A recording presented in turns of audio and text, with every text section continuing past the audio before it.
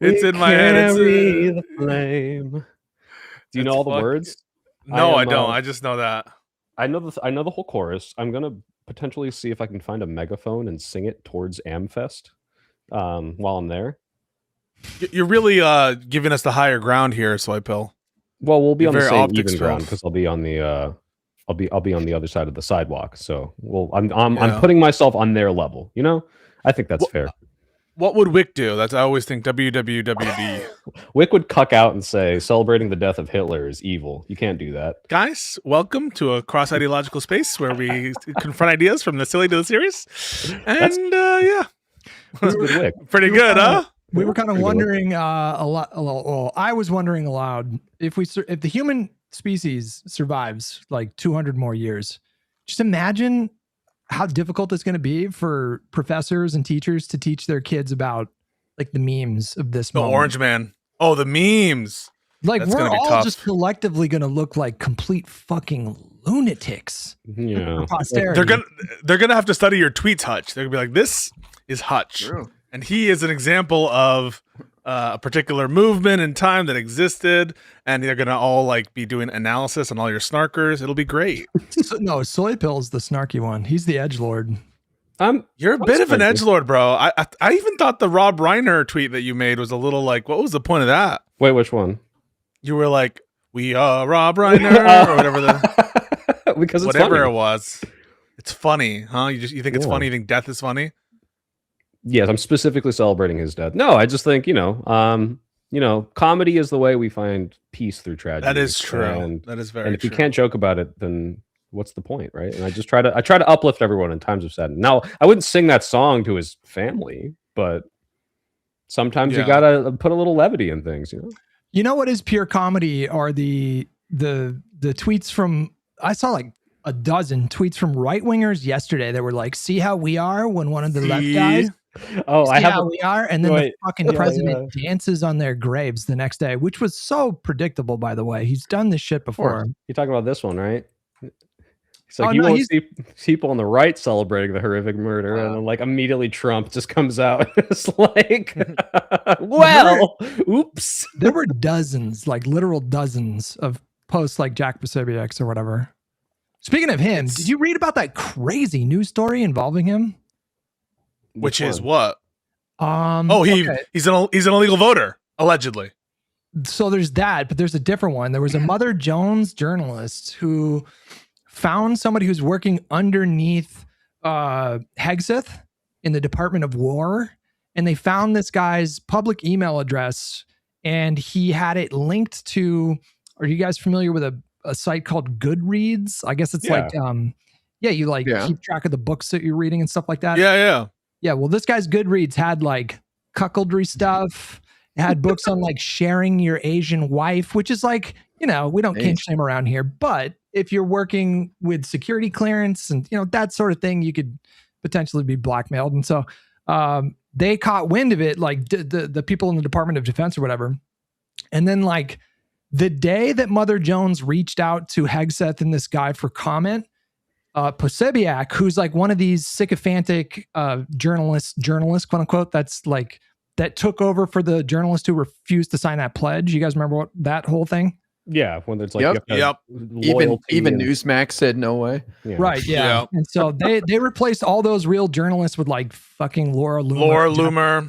Yeah. The Jack Posobiec reaches out to the journalist who was working on this story and then basically said like the same thing. He's like, he was asking this journalist for comment about her, cuck shit with Asians. He was doing like, I know you are, but what am I kind of thing. But anyways, like the point is that this quote unquote journalist, Jack Posobiec, was basically trying to work behind the scenes to, like blackmail or try to manipulate this reporter into not revealing the story. It's just, not surprising in the Trump era, but it's still pretty insane. But yeah. Anyway. Well, I think that he's he seems a little bit scared and not frosty to me. He's always accusing people of not being frosty. And to that end, he's blocked me because I used to like doing a little quote tweet, doing a little bit like, are you doing some election fraud stuff? And he really didn't like that.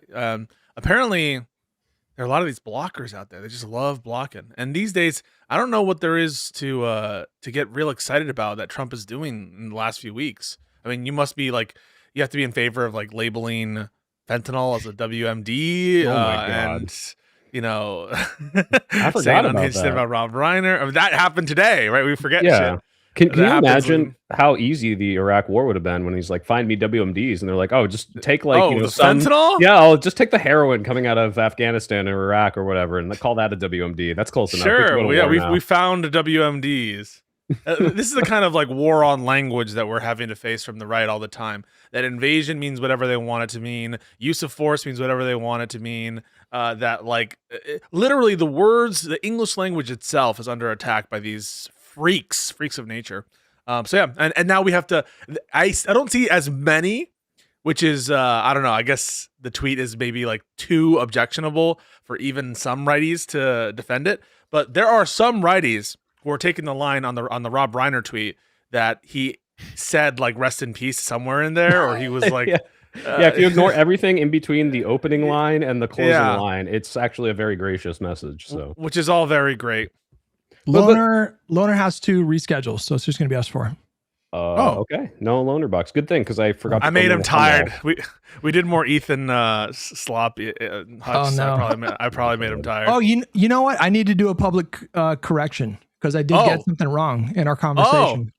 And it is kind of embarrassing because I was so confident about it. But Casey, Tron, and Frogan evidently did not actually weigh in on the CPS thing. I swear to you, I thought I had seen some compilation video or something like that. But I got that wrong. So, you know, I think it is important. Good faith, Hutch. We love it. I think it is important. Love a good admission. Listen, I think that they did contribute to like a crazy culture of harassment, I would say, directed at not even just the clients, but, you know, they didn't do that particular thing. So that's me correcting. Will you both admit you're wrong for caring about it? No, I don't admit it. And Hutch is gonna now in the next 5 days we're gonna get to him. He's gonna at least maybe Denims to leave that one open for interpretation, but I think he'll say the Casey Tron one is a little bit much. I think he'll get there. We'll work on him. Yeah, we'll see. Well, I do actually want to ask you guys, like, of all the things I thought that could like split the Republican base, like, you know, what could Trump do that would make them go, eh? And like this Rob Reiner tweet where he's like, you know, publicly saying, he died because he had Trump derangement syndrome, like making this guy's tragic death about himself, which had nothing to do with it. It was about like drugs, apparently. They actually, at the very least, they're not condemning, but they're like, I don't like this, which is like I wish he didn't say this. Yeah, like oh, sometimes he's a little mean on Twitter, you know. They're they're so fucking full of shit. They're so full of shit. They're being performative right now because it's like kind of somewhat shortly still after the Charlie Kirk stuff, and so you know they've all like this is a culture in right wing spaces of total dehumanization. Like they've belittled people who have been murdered, obviously, you know, sometimes for years. George Floyd, there's always like, you know, George Floyd has 6 years sober. It's like a thing that they do every fucking year now. And I think like I straight up think that they're all being performative right now. And they're all doing it just so they can be like, see, we do it this way. It's all bullshit. Well, Charlie Kirk hasn't said anything racist in 3 months, and I'm proud of him. So it's the point. Who's the highest profile people to say something? I saw Marjorie Taylor Greene and Thomas Massey, but have there been other people? I mean, the president. What do you mean? No. Who's like spoken against it? Criticize, you know, like, criticizing. I don't know. It's tepid. It's like, you know, I wish you would have said something else. I wish you would have like, I mean, he probably had like, I forget what it was on Piers Morgan. There was did you guys see the little segment at the start of the Piers Morgan conversation? So Piers Morgan comes out and he's like, this is not right. Like this whatever. And I will even note that he spares criticism for the man himself, right? So a lot of these people spare criticism for the man himself. They'll say, that is reprehensible, but they don't go so far as to say, this is part of a pattern of Trump's conduct or whatever. And the one woman that I heard, she tried to spin it as it was like an unfortunate statement. And I don't think that he was trying to like jump on his grave or anything, when everyone clearly knows what this was and we can just see it. Yeah, and he doubled down too. Yeah. Like they asked him about it at the conference. And he's like, no, I'm glad. You know, he was an awful man. And it's like, oh yeah, like this seems like there are a few Trump moments this happens with, but we're like the cult will like step over themselves and bend over backwards to defend it, and then Trump will come out and contradict the entire like narrative that they've invented. And the last big one I can remember, and this happens a lot, but the tariffs were big, but I remember the bleach comment where he was talking about like, wait, can we somehow put like the bleach inside of us? And everyone for a while was like, actually, no. He was talking about this experimental procedure, and it actually does totally clean up. And then Trump's like, I was being sarcastic, and like everything they used to justify completely undermined. This exactly happened again, and it's so evident. It boggles my mind how they don't realize it yet. It's been 10 years. I don't know. Like, I think they do, and I think they're just lying. Well, sure, probably. Well, he did it with the Epstein files. He lobbied against releasing them for months and months, and he's randomly like, I don't have a problem with releasing them. Go ahead. I don't. He's having a rough, like, I mean, I feel like he's having a rough few months, but he's having like a really rough month. Like he couldn't get the Republicans to not vote for the Epstein stuff. They couldn't get that Indiana map. That's kind of a big deal because I think they were supposed to get 2 or 3 seats. They couldn't get what else am I missing here? There's like there was Letitia James, like 3 times they went to a grand jury 3 separate times trying to get an indictment for her, which is just kind of nuts. I don't know if you guys saw, but Gavin Newsom announced like a new initiative in California. Did you guys see that thing today? Which one? On housing or something? No, he's basically, the premise is they're putting together like a team of scientists to basically be like an advisory board to replace the CDC right now because they're so compromised with RFK. Compromised, with RFK stuff. And so, we got Gavin Newsom kind of undermining him in that way. It's just like he's just down really fucking bad right now. I'm a little concerned about, like, I appreciate the sentiment and the idea that, like, hey, like, we have a crazy person in charge of HHS right now. But like, I don't know if this is like me like trying to both sides thing. Can you imagine if during the pandemic a independent board was formed in like the state of Florida to be like, we don't trust like the CDC and we have to have our own health to like promote anti-vax stuff? Like, I don't know if that sets a bad precedent for whether or not states can start doing that. But what do you think? Well, just for advice, I don't think there's a really problem with that. Like, I'm fine with states having their own medical standards, so long as they're not like blatantly violating federal law or whatever. And I'm also concerned by the current advice coming out of the or whatever is coming out. What are the policies coming out of the CDC right now? I saw like some graphic from Fox News noticing like the amount of increase in what kind of cases were they? Measles. They were measles cases. Yeah, and it's like a plus 1,000% or some insane order of magnitude increase in the amount of those cases. And I'm just like, fuck, bro.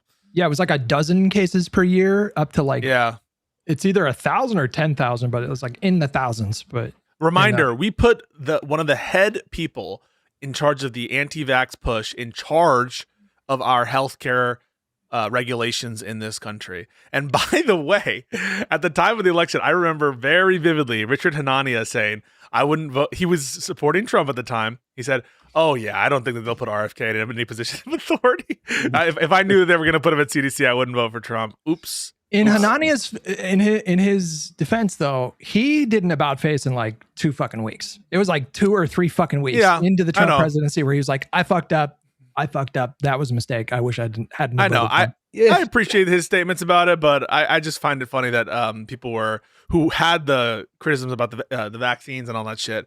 How it's just another example of being undercut by Trump almost immediately. Yeah. But yeah.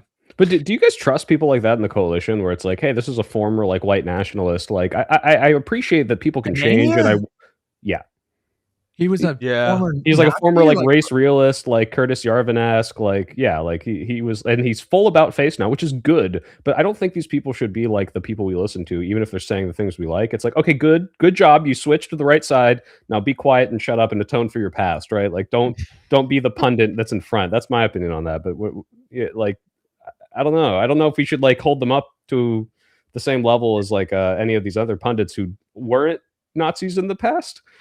I mean, there's 2 things I think that work in his favor. Number one, I think I follow him, and number one, I do think he makes a lot of really good observations. Number 2, I find him to be sincere. Like, I don't think he's grifting.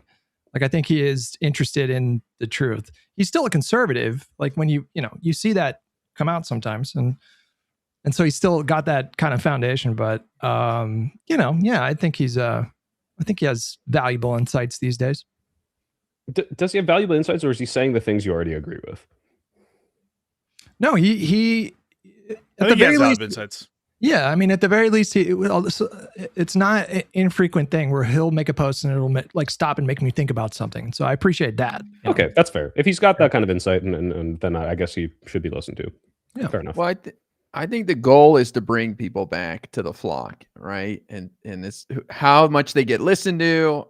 We can't control that. You know, he's gonna always have an audience. Fair enough. Did you guys all catch Pisco's debate with Connor? I thought that was interesting. Oh my God. Yeah. I would love to take a moment of privilege to talk about that. 'Cause I think it bears a little bit when we're talking about these like ostensible allies from the right or potential allies from the right. And I agree, Connor, he tries to present himself as like one of the good ones. And I like Connor. I like Counterpoints. So all of that, Counterpoints is my guy. But let's be honest. I think that there are a big clutch of these people, these more centristy types or these more quote unquote traditional Republicans who kind of think the problem starts and ends with Trump. And they don't really view the same negative stuff related to Meatball Ron, related to like even why are you laughing? You just always give JD Trump Vance. nicknames. You don't ever call them what they are. It's like, hey, it's Marjorie Trader Brown. It's Meatball Ron. Like he's everywhere. You can't get away from the Trump language. Or JD Vance. Like and I think that a lot of it's a kind of incoherent critique, if I'm being honest, but I don't think it's not sincerely held by a lot of people. And I think a lot of the people who were accepting their Trump critiques, if you throw on Meatball Ron or if you throw on Vivek, all these people who are basically doing apologia for the administration, they might consider voting for them. And so that's why when we have these kind of arguments about who to bring to the table, who to be part of our coalition, whatever, in a way, it's kind of an artificial conversation for reasons that we've already discussed. But I'm concerned with letting the people who kind of don't view JD Vance as bad, Meatball Ron as bad, or for like Nikki Haley as bad, as having like a significant influence on policy agenda. I think that's unhinged. I mean, these people are all, in my opinion, like metaphorical traitors. Yeah, and they're in lockstep with Trump. So it's like, okay, do you have a problem with that one guy, or do you have a problem with the movement and its policies? And it seems like a lot of them are just like, oh yeah, Trump bad, but yeah, I'd vote for JD Vance next cycle. And it's like, oh well, what the hell? Like, then why are you on my side again? It's more important to me how you think than what you think. Yeah, go for it. Do you think any of their support for Trump, somebody like Nikki Haley, could be for their own personal survival? I mean, I don't just mean career, but like safety. I always think it's asking a lot to have people turn on Trump that are high profile because they got to look over their shoulder for the rest of their life. I think when you do a kind of public service and you devote yourself to public service, it's a higher calling that if you're unwilling to do those kinds of things and to call it out when it's difficult, you shouldn't be doing it. You should do what George Bush does and just bow out. If you're not able to be a stalwart defender of what you swear an oath to protect, then we don't need you. We don't want you, and you need to leave. And if you're worried about your safety, okay, fine. I understand that. You have a very easy option in front of you. Resign, quit public life.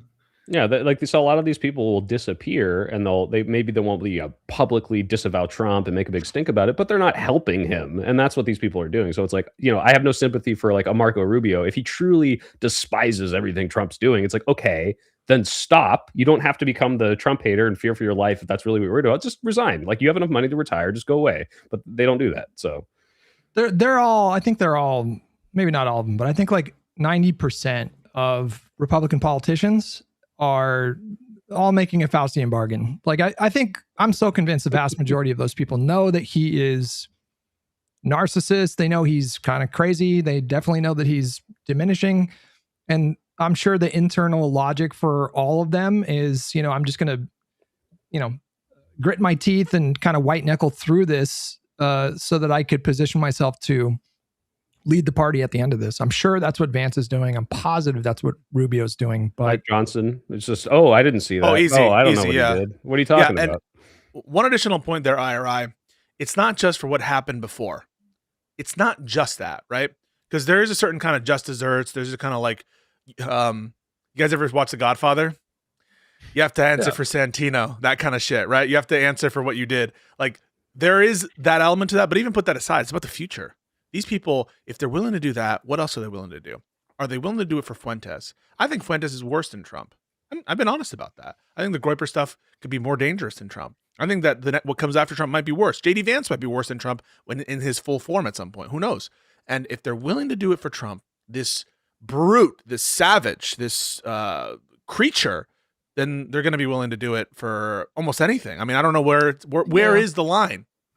I shouldn't say again, but I'm not trying to make excuses for them. I'm just trying to understand, because unfortunately we haven't won over the whole nation on the left. And so we do need some decent people to work with over on that side. And I wonder if people like Nikki Haley can fill that void. But I share your concern that if they did it this time, they could do it in the future.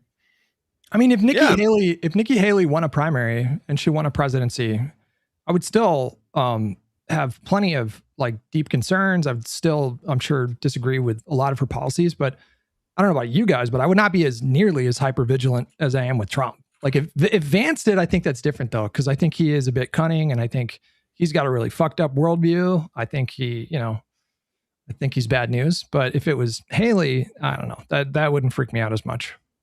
Maybe not, but like, I agree with you, Hutch. I'm not going to say any but there, but I will say with respect to Connor, given the choice between Mamdani, AOC, or Bernie, and Nikki Haley, he would easily pick Haley. Given the choice between those three and Meatball Ron, he'd pick Meatball Ron. Given the choice between those three and JD Vance, he'll pick JD Vance.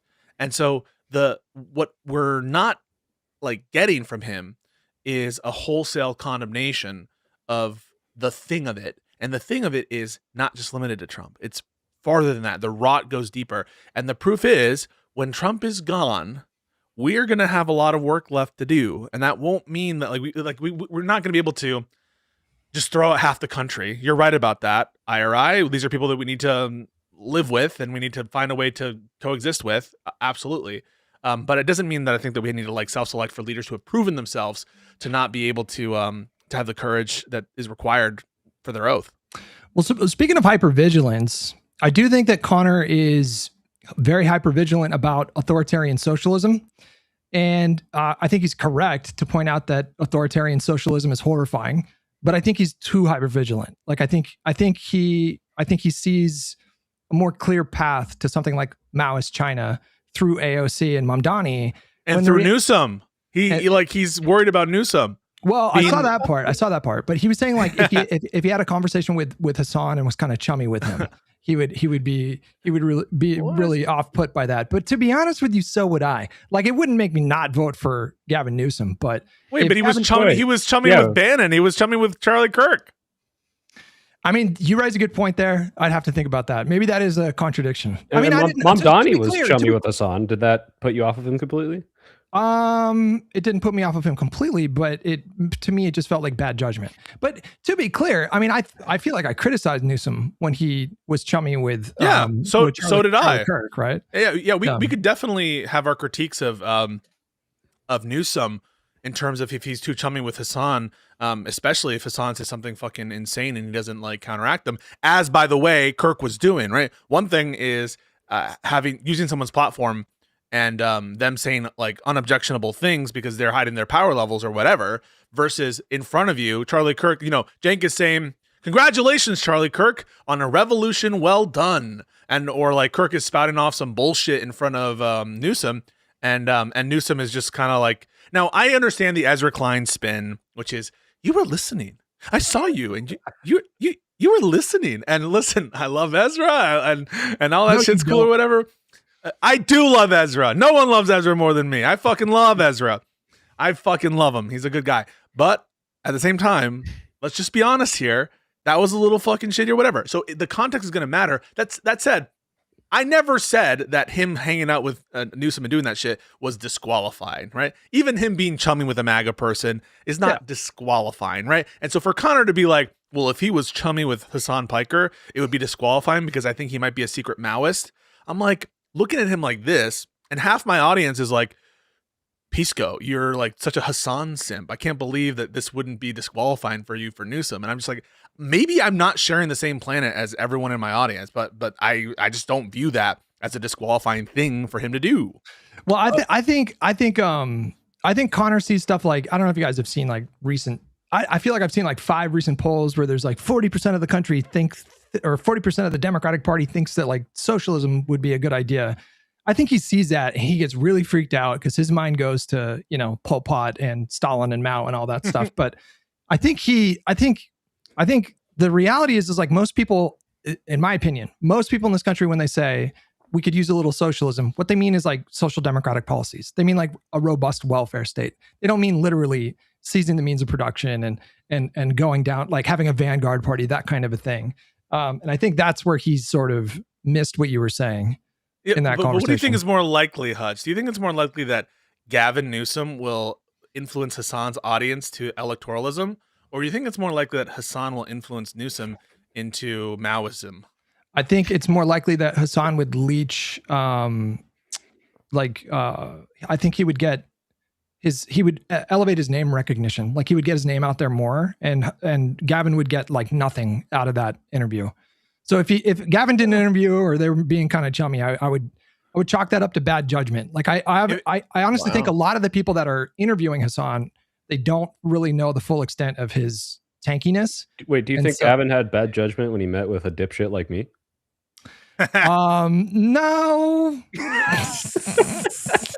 No, I mean, I would not. No, because I think you believe in like liberal values. I think you believe in like liberal democracy. So yeah. But if Gavin wouldn't have any material benefit to himself with Hassan Piker, then why is everyone pissed at his coverage of like the election and stuff of Kamala? Because I think that there's an assumption you have to have it one way. Either Hassan is influential to a group of people, in which case we can ascribe some sort of, thought regarding his conduct, or he's not, in which case who cares? So like, I feel like people are trying to have this Schrodinger situation where, Hassan is so influential when it comes to condemning him for his failure to support Kamala vigorously, which by the way, I condemn in the strongest possible terms that he did not name Kamala when he did his little vote shit. That is chicken shit. And I do condemn that. And everyone knows I condemn that. Always have. I condemn it when Mom Donnie did that. That was chicken shit too. But let's be honest about what the influence is here and which the directionality is in. If Newsom were to do that, it would be to his benefit to do. And I'm sure he would make it in such a way that he couldn't get sort of negatively tagged with it. And people are on notice about that, just like Mamdani, right? He's going to get briefed before his meeting with Hassan. And to the extent that like someone tries to be like, oh, you met with Hassan Piker, he'll just be like, well, I condemn that statement. I condemn that. And we don't need to turn into another cancel culture type of people, right? It's the Pisco. It's the reason he met with Charlie Kirk and Steve Bannon. It wasn't like, hey, let's make these guys look better. It's, hey, let's see if I can make the Democrats like at all appeal to some of these like people that flocked for the wrong reasons to these guys. He could get that out of Hassan. There's a non-insignificant amount of Hassan's audience that would say, oh, this guy is talking about things that I care about, that Hassan talks about, like better healthcare and better policy, and like now I maybe will vote for him, even if Hassan doesn't explicitly endorse. Like that's helpful for him. Like he wants to do that. That's why he meets with any of these like influencer people. It's like, let's get my reach out there. And if it gets a little chippy, Newsom's going to win that debate. The dude is smart. He's not a dumb guy. He's a sharp guy. Yeah. And he has the figures and he's got the facts. Just to be clear, I'm not saying that Hassan should be blacklisted. Like I think you can have conversations with Hassan and it can be super productive. Like I really enjoyed his conversation with Lovett because Lovett, pushed back somewhat tepidly, but he pushed back. More recently, there's been another example of that happening where, they have a conversation. But if you're having a conversation with him and it's obviously you have no idea what he's really all about, and you just look unprepared, then I think that just helps Hassan and just hurts it just hurts liberalism. It just hurts liberals. It just hurts the Democratic Party. If you don't come prepared to play. And yeah. You should know someone's backstory. Like the fact that Hassan gets up there and self-identifies as a progressive is just kind of ridiculous. And he does that very intentionally. Can we do some role play, Hutch? All right. I'm going to be Gavin Newsom. Okay. And you're going to be my campaign advisor, right? Ready? Okay. And I want to be your hot campaign manager that you cheat on your wife with. That was okay. 2 decades ago. Okay? The man atoned. All right. Okay. So I say, hey, Mr. Campaign Manager, someone reached out. His name is Hassan Piker. He wants to do a little meet and greet with me at the DNC. Should I do that? At the DNC? No, not at the DNC. Absolutely not. No. Why shouldn't I do that? Because it's a coronation. That's what the DNC is. It's just an unbridled celebration of the Democratic Party and our candidates. And Hassan is actively hostile towards the party and our candidates. So I hear what you're saying. I totally agree. But would it be good for the campaign? I don't think so. No. What is he going to get out of that campaign? Come on, seriously. All right. Well, maybe we can do it in like 2 weeks, and he'll say he'll have me in California in his mansion. Maybe I'll do that, and we can get all the Twitch viewers. What do you think? Good idea? Yeah, listen, I think that could be a good idea if it's a different setting and you do a lot of prep for it and make sure that, Newsom is prepared for this sort of a thing. But no, you're my manager. I'm Newsom. Don't fucking talk to me in third party, bitch. Why does Gavin Newsom sound like a plantation owner? Well, I do declare that we're meeting with Hassan at the DNC. Like, well, I just think that there's a way in which that I think he would do it. I think Newsom would do it, and I think you would abide it, and you would be chill with it because you think you have a good feeling for Newsom. I think you probably are leaning in his direction right now of a lot of the people there, and I think that you would trust him to do it, right?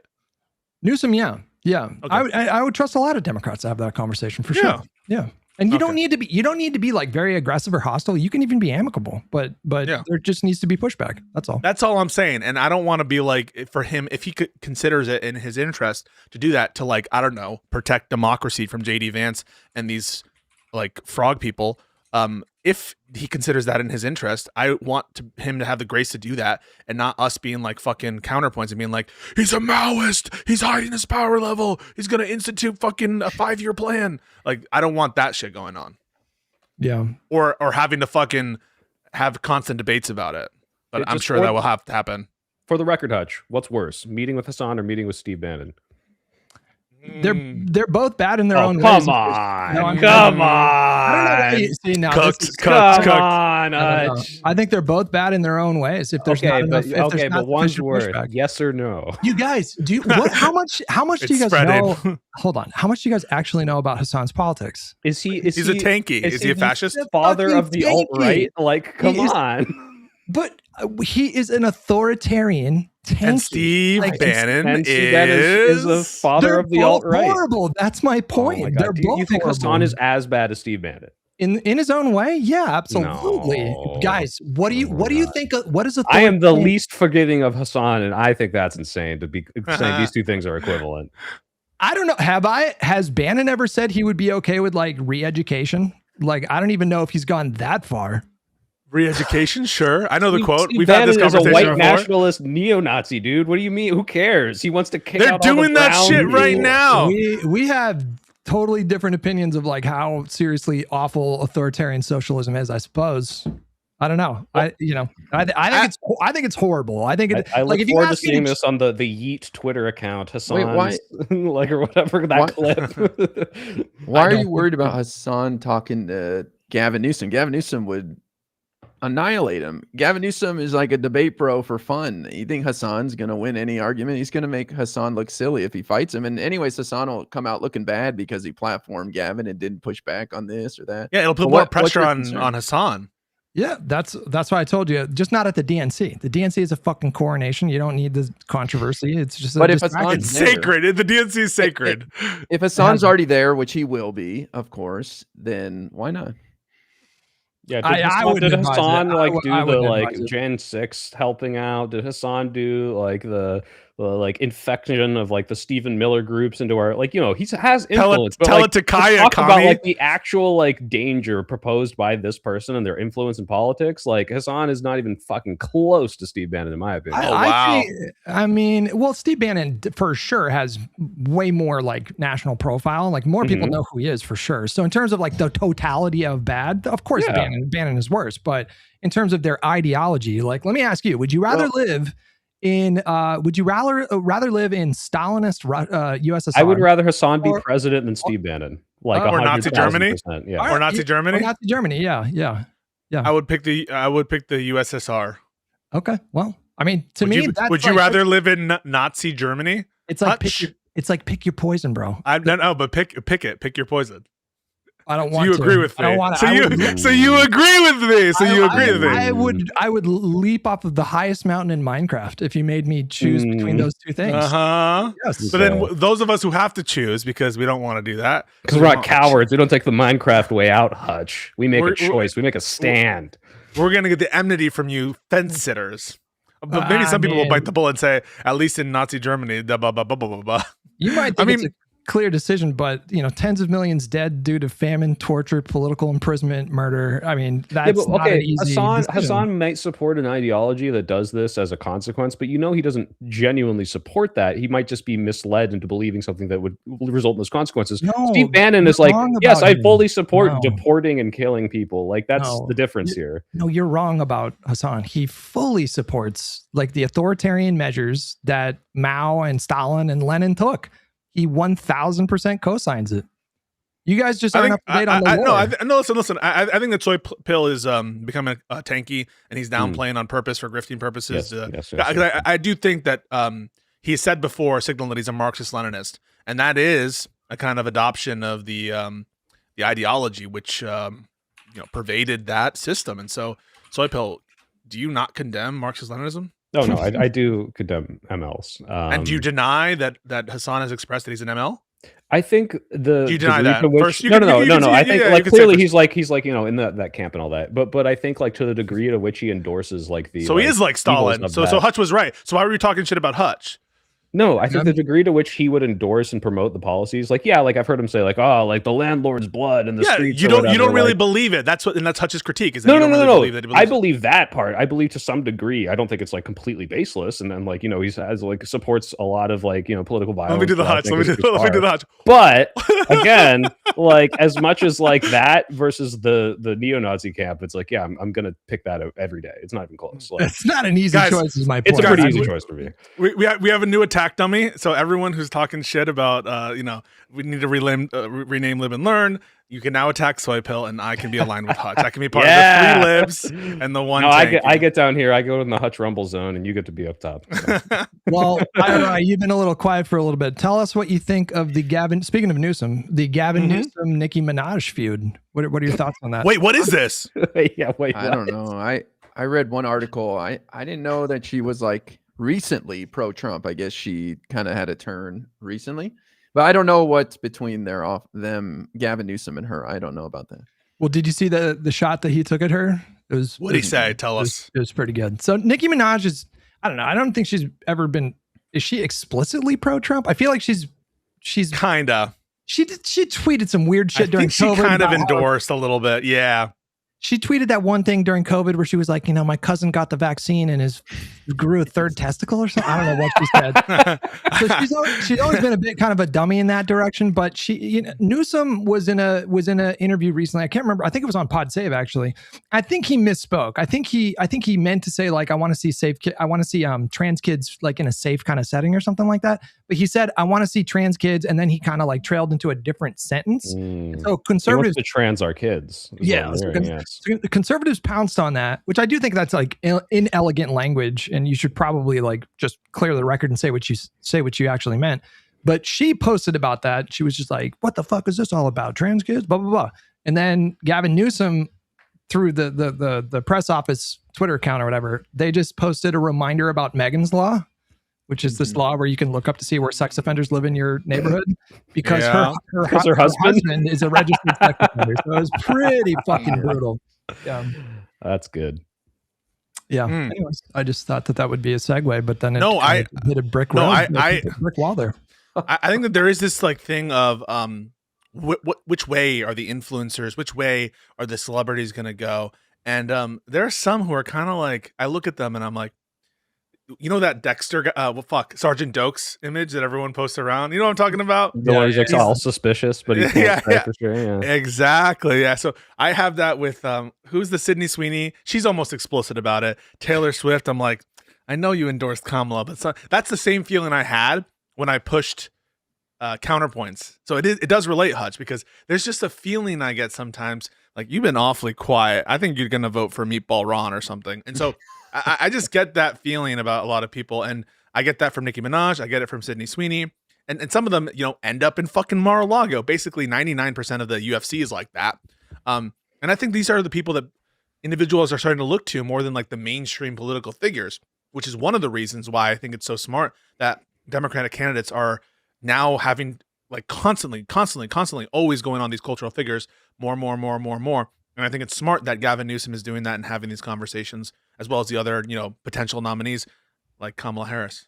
I do want to be fair to Sydney Sweeney, because I think she came out somewhat recently and said, I think she clarified that she didn't like that right winger. She kind of hinted that she didn't like that right wingers were kind of holding her up as a icon for the Republican Party.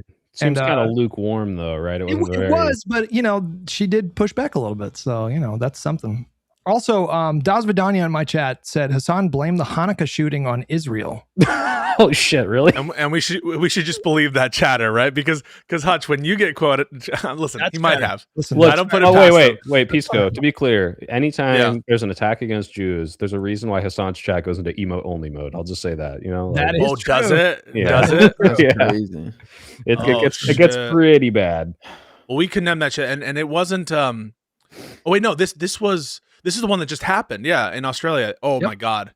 Yeah, it was awful. What's so harrowing is, have you seen the video footage of the hero who goes to grab the gun? Mm-hmm. Yeah, that he got shot twice by the other shooter. Yeah, that's wild. That is some of the most insane footage I've ever seen. Can we talk about that too? Because okay, well, let's move next on. topic. The idea that like conservatives are using this as an example of like, oh, you think gun control works? Well, Australia has all this gun control and this still happened, and they really ignore the fact that one, if I'm not mistaken, correct me if I'm wrong, did the shooters, at least one of the shooters, had a bolt action, right? It was like a much harder to cycle and get a lot of rounds off gun.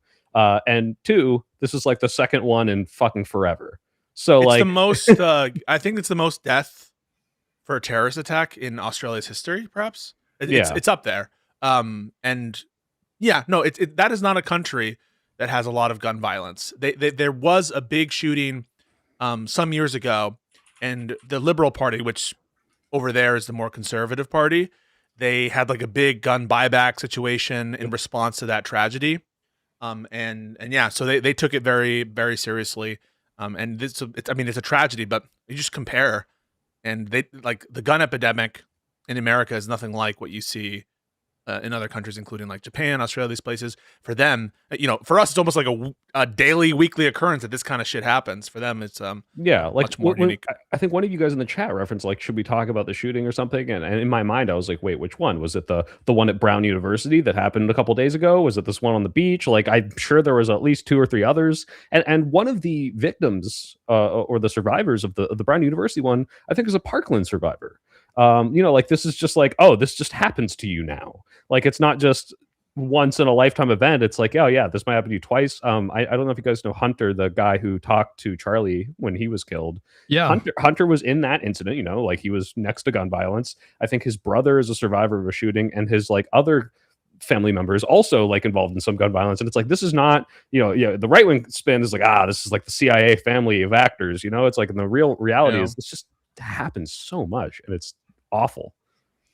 All right, what do you think about gun control for Democrats? They've clearly backed away a little bit, it seems, but what do you think? You support that decision? I don't think there's any movement behind that. I didn't see anybody saying any solutions like that in response to the Brown shooting. But no, I don't think Democrats are going anywhere near that. It's the argument's over for now. Yeah.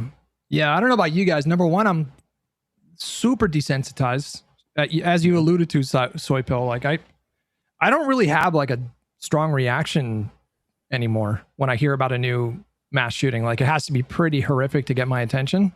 That wasn't always the case. I'm old enough to remember Columbine. I was in high school when that happened. That was like a month or two of wall-to-wall coverage in the media when that happened. Boomer.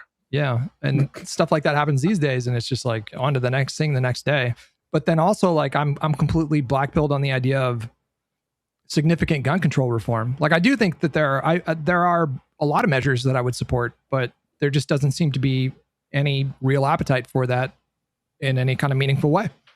For me, it wasn't Columbine; it was Virginia Tech.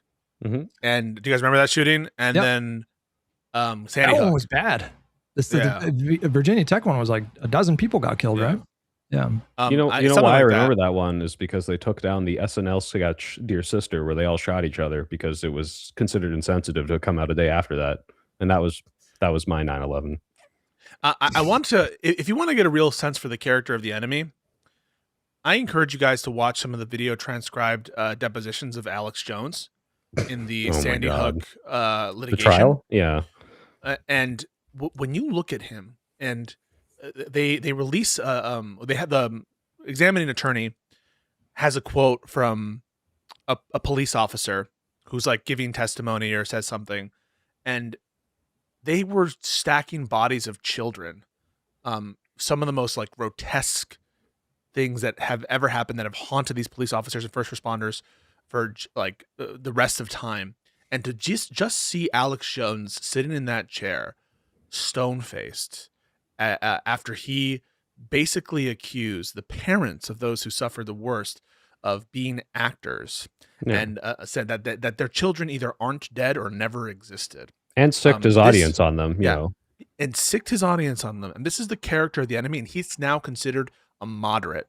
So far, like that we've fallen so far. This guy is one of the major thought leaders among even though he's fallen a little bit, I think, and Candace Owens has replaced a lot of his conspiratorial nature. This is really sick. I think he's lost a lot of steam, Alex Jones. He used to be way more. Yeah, maybe he's.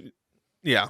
Well, he's also like he's not fully on the like anti-Israel train, right? And that's like really hurting into his conspiracy audience, because Israel's a big conspiracy. Really? Yeah, he's not like he's not anti-Semitic enough for like the Nick Fuenteses and the Candace Owens, so he loses a huge chunk of that like conspiracy audience who's like, yo, the Jews did it, right? Like, that's pretty shocking.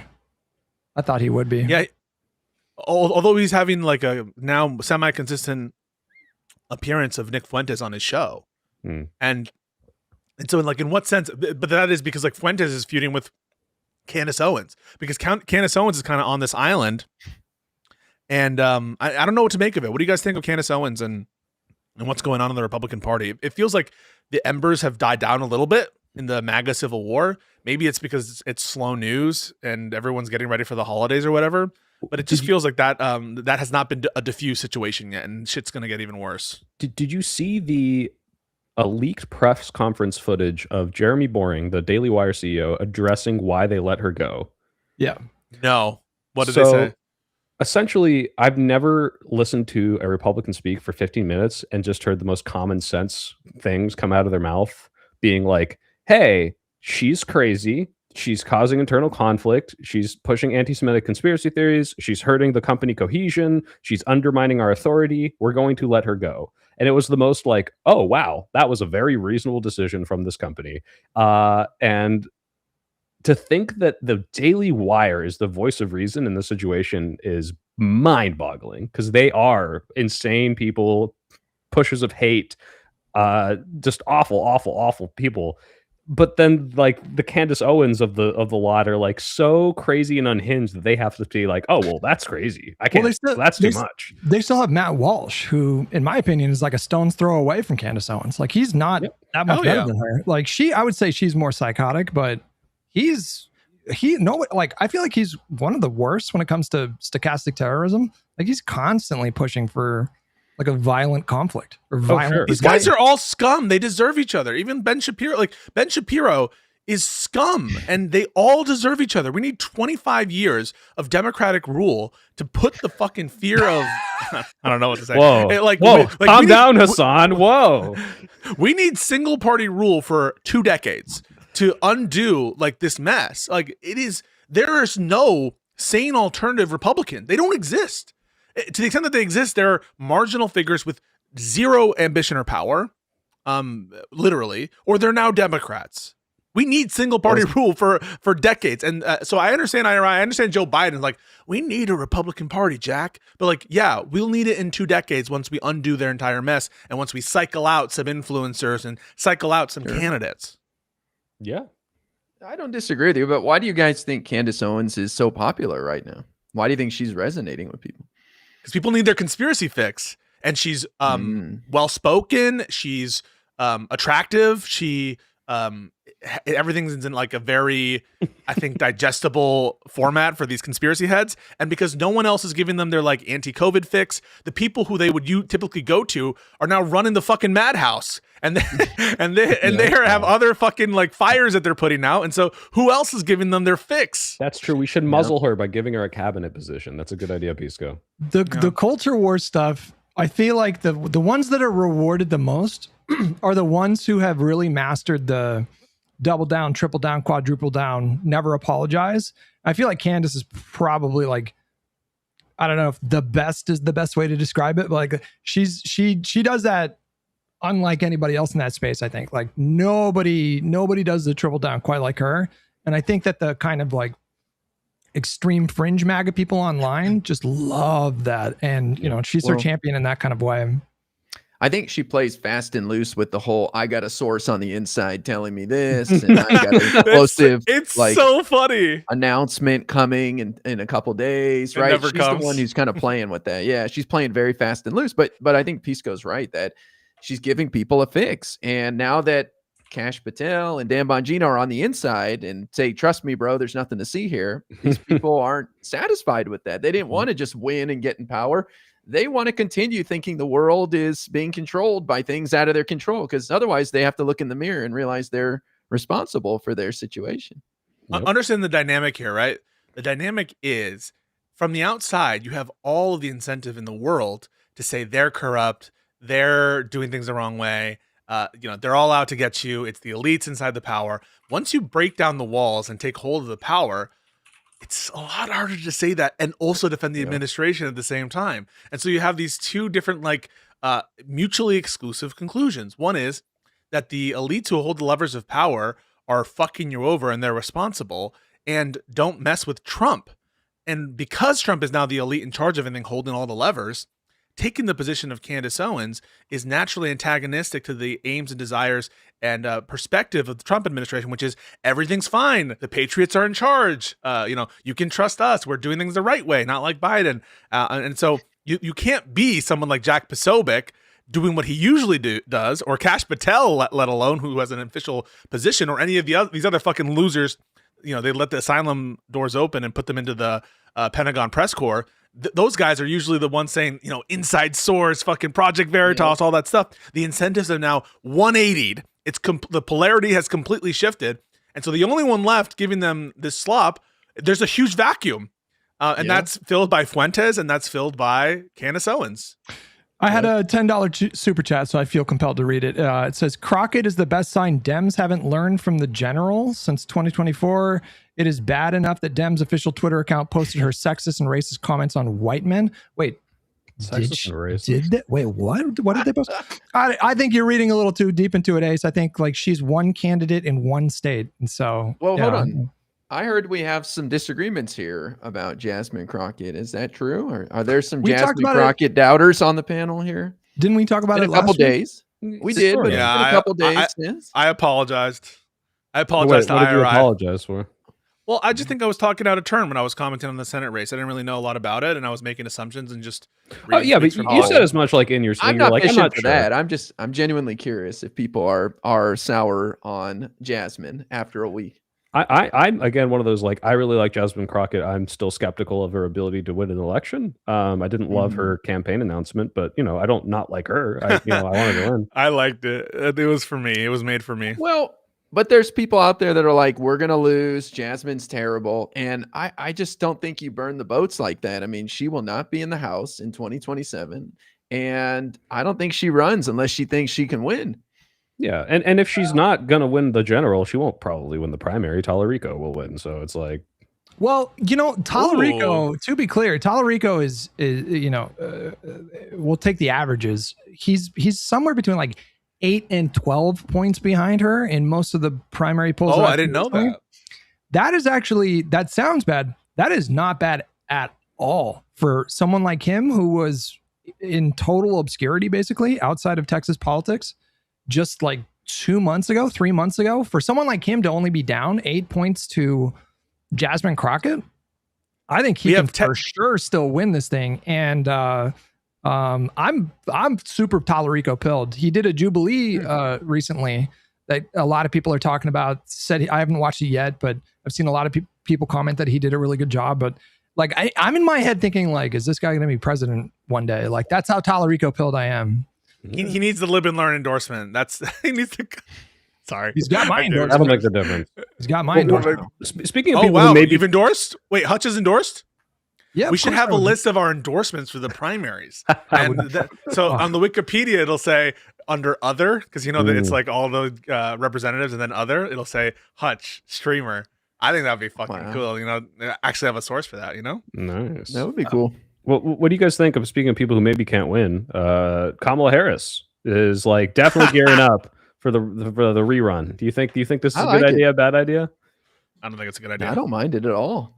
I think it would be a different side of Kamala. She's not going to bring the I love Dougie squishy Kamala to the 2028 campaign. I think she would bring a toughness to match where people are at. She would not be my first pick right now, but just to be clear, she can 1000% win in 2028, especially with the climate shifting the way that it very clearly is away from Republicans right now. She's, to IRI's point, she'll have like over a year, you know, to put a campaign together. I assume a lot of these candidates are going to announce. It seems like the candidates are announcing like a lot sooner in the modern era. And so I think we'll have a good sense of who the candidates are, and probably like a year and a half, you know, after the midterms, you think? After midterms. It'll be after the midterms, but I'm thinking shortly after, you know, like I think it'll be within a few months after the midterms. 2-year campaign for sure. Well, you guys ever watched the Goose? Oh, sorry, go ahead. Well, I was gonna say Gallego seems like he's gearing up. Mark Kelly, we're gonna have a fantastic group to pick from. It'll be a nice field. I'm interested in having a competitive primary. But have you guys ever watched the Goosebumps series? The original, yeah.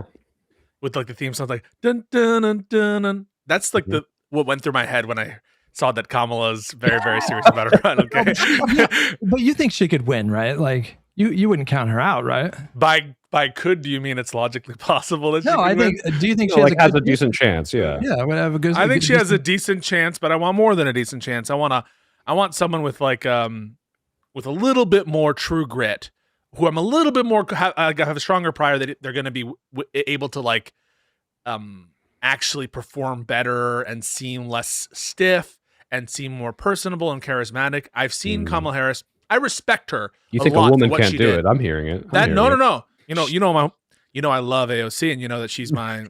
I love the ladies. Okay. I love Krabby Patties. No. So it ain't about that.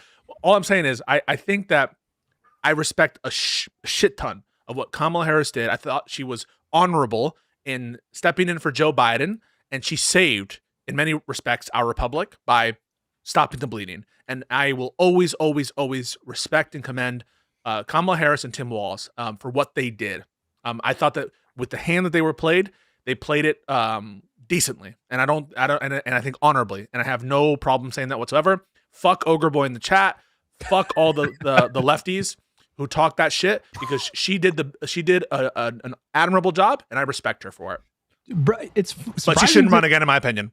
It's surprising to me to hear you say that you want someone with more grit, because I understand that take in the context of her 2024 campaign.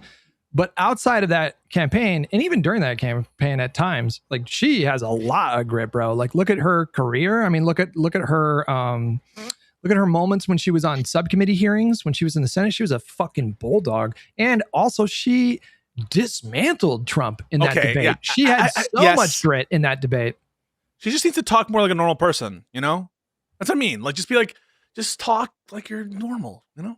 I don't know. Maybe that's like weird coming from me saying that, but like we pick so many, because I talk not normal and people really hate the way I fucking talk. But I just feel like a lot of our candidates kind of have this cadence, and like you're like waiting on every word. And this also happened for Tim Walz in the debate, where like you are drenched in sweat whenever they're in these like high stress moments that they're not going to say like completely fuck up or say some nonsense words. And so maybe that is what's causing me to have concerns. But obviously, if she wins the primary, I will proudly support her for president. What if she came out with a video shitting on Ethan Klein? Oh my God. And I have to say, Mr. Klein, sir, no, I mean, guys, let's not do this. Don't pretend that I'm Ethan's biggest hater. I want Ethan to succeed. I want Ethan to go back to his glorious past and be the copyright demon that we always know that he can be. And I love the old H3 aspects about it. I think that I probably share more politics with Ethan than I do with a lot of these lefties. But I'm sure you do, by the way. Let's just. Do you agree, or are you saying that sarcastically? No. I'm not being sarcastic. I'm being serious. Yeah, I think you guys line up. Yeah. So I want what's best for Ethan, and Ethan just needs to drop the bullshit and be like, yeah, I kind of let one go. I got a little mad, and I said a couple lies, and that's all that we got to do. That's the shit. I had another $10 donation from Vishy about Crockett. He said, if you want to get rolled in the general, you want Crockett. If you want the down ballot races to go well, run Tallarico. Crockett will get us destroyed based on her whitewashing comments, the slave mentality comments, the cotton picking comments. I mean, we've talked about this, I feel like five times, but she's just very, very partisan. And in a state like Texas, I don't know. That's dubious to me. Well, you know what I think should matter is Israel. I'm just kidding. And how will Texas assist Israel? I like how real she is. We don't have a lot of politicians like that just say it like it is, and I think she's got that. She has something special. Can't deny her that. No one can say IRI is unfair. He loves every shade of blue in our Democratic Party. And I've got everything from Mike Bloomberg to Bernie Sanders on my wall. I love them all, dude. I collect them all. She's never run. I'm just saying, she's literally never run in a competitive race, like ever. Like she's won primaries, but in her primary, but in the seat that she occupies, none of those have ever been close. Like once she made it to the general, she's never actually had a close election. Tallarico, on the other hand, flipped the seat in the Texas legislature and has run competitive races in Texas. So another.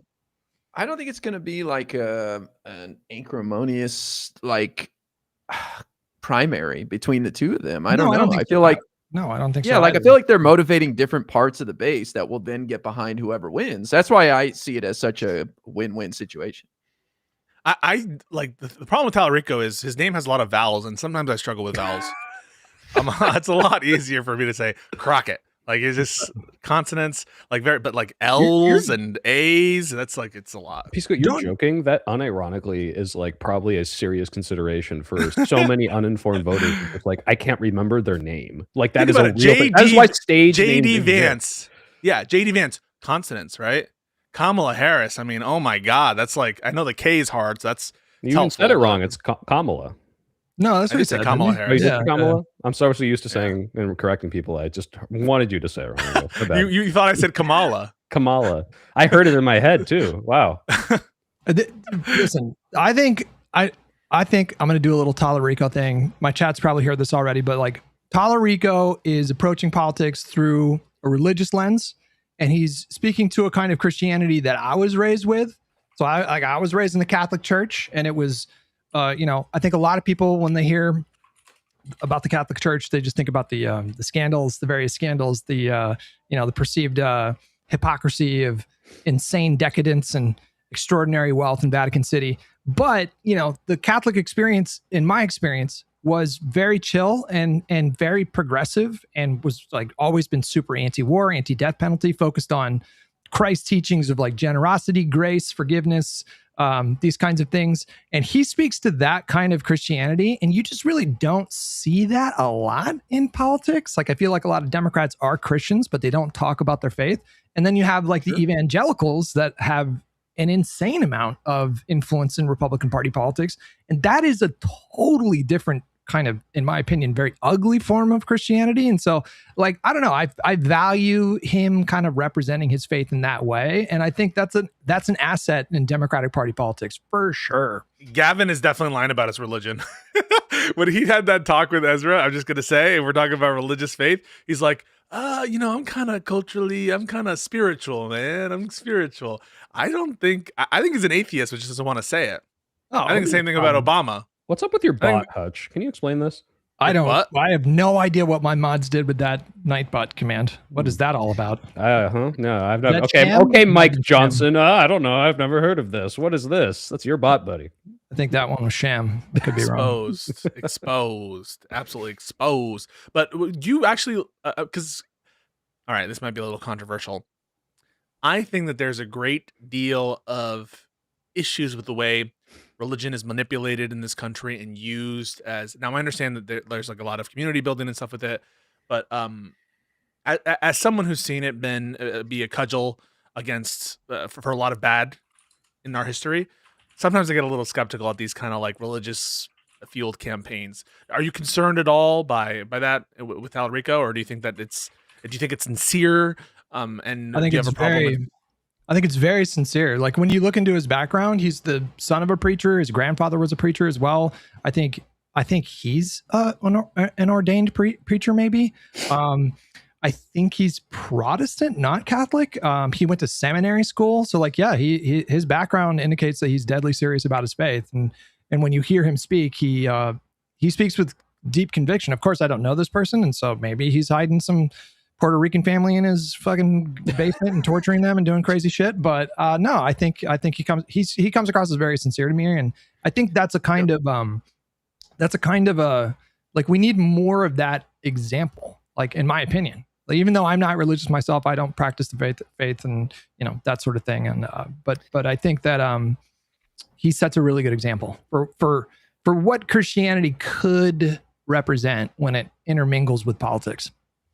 I hear you, Hutch. I just don't think people are ready to break to the left with Christianity because of the trans issue. They'll just go, "What's a woman? What's a woman?" and get all weirded out by that. No, but I'm telling you, man, that like the faith that I was raised with, and it could just be the diocese that I was a part of in the Catholic Church in Northern California, you know, but there was a heavy emphasis on kindness and not judging people, and they focused on aspects of Jesus' life, like, you know, breaking bread with tax collectors and prostitutes. Like, that was the big emphasis. There's a lot of people that practice Christianity very quietly. They don't proselytize. They don't outwardly judge people. They're not like the Westboro Baptist Church. They're just very quiet about their faith. And I just don't think you see Texas?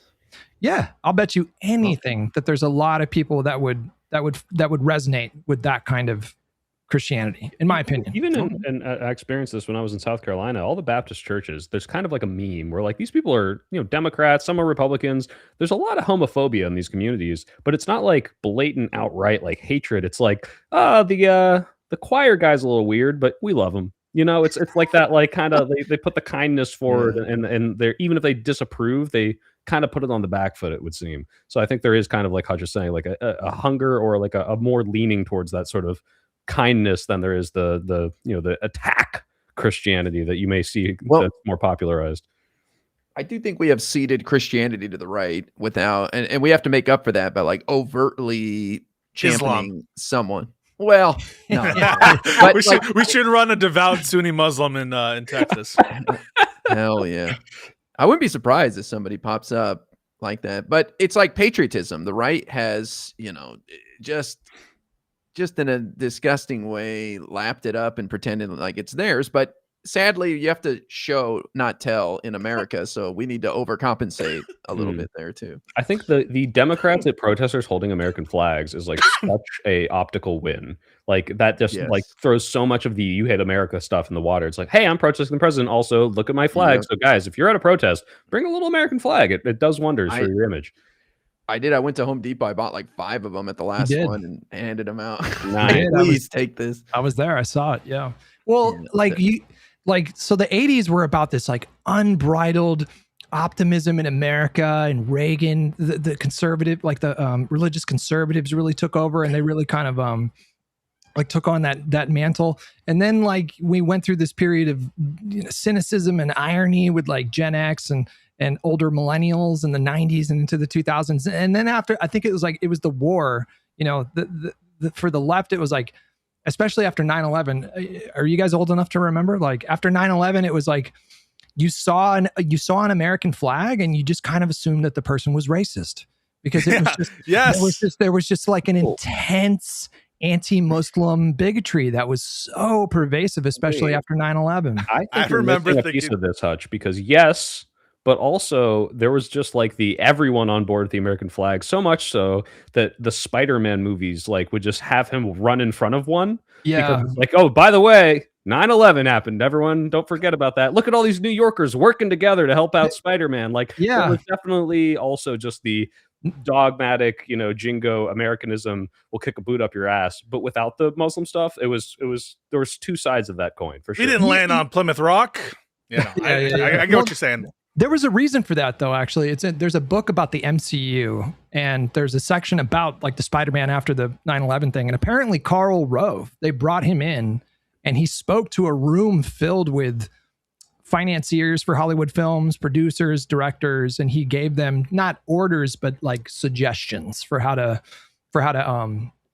portray patriotism in the arts, because they felt like they had an important role in that moment, but it just went too far. And so like for the longest time, to be on the left meant to be kind of like ashamed to be an American, especially during like the Bush years, And then I think like that there was a resurgence of that like times 100 when Trump came into office. But to IRI's point, we do have to have some kind of sense of like pride in the country. We have to have some kind of message that plays into that at least a little bit. And I think it's like not that difficult to be proud to be an American in so many ways. When you look at the civil rights struggle and the suffrage movement, there's all kinds of things that you can point to in American history to make the case that America, for all its faults and for all the mistakes that we made, like it's actually pretty impressive what we've done here. And there's plenty of stuff to be happy about. So that's important. I think Democrats do need to reclaim that a lot, especially, and there's such a good opportunity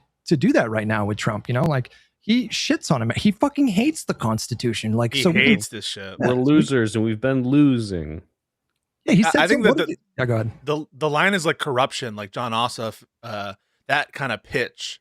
The Chris Murphy and John Ossoff in. I'm trying to make these adjectives; they'll never catch on. These kinds of pitches, where we paint MAGA as corruption, we paint MAGA as fundamentally hating American principles, American values.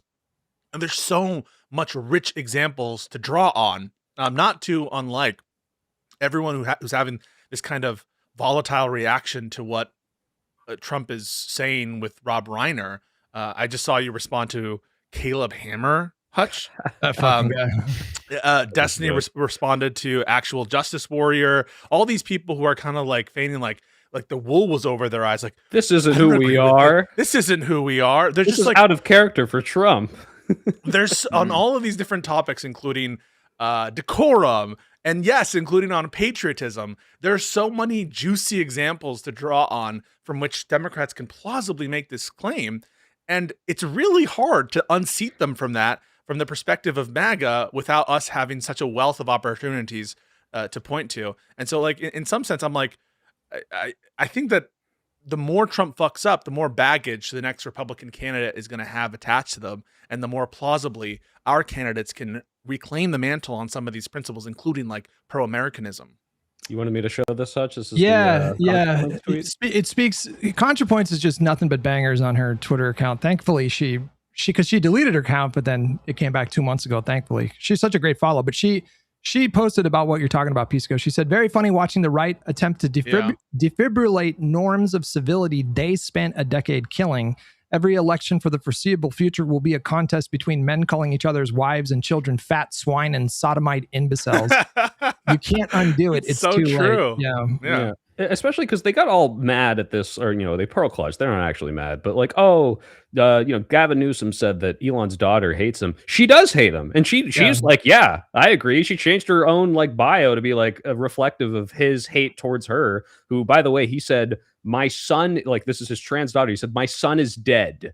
He was killed by the woke mind virus. Killed by the woke mind virus. And then, clearly this is awful, dehumanizing, and like alienating. And when the governor points this out, it's, oh, how dare you? It's like, look who you fucking elected. What he has been saying for the past 10 years. And the thing he said 24 hours later about a guy who just got stabbed to death. Like, please. He says this is what pure evil looks like, pointing out that Elon is a despicable piece of shit to his daughter. Like the way that he treats her is fucking evil.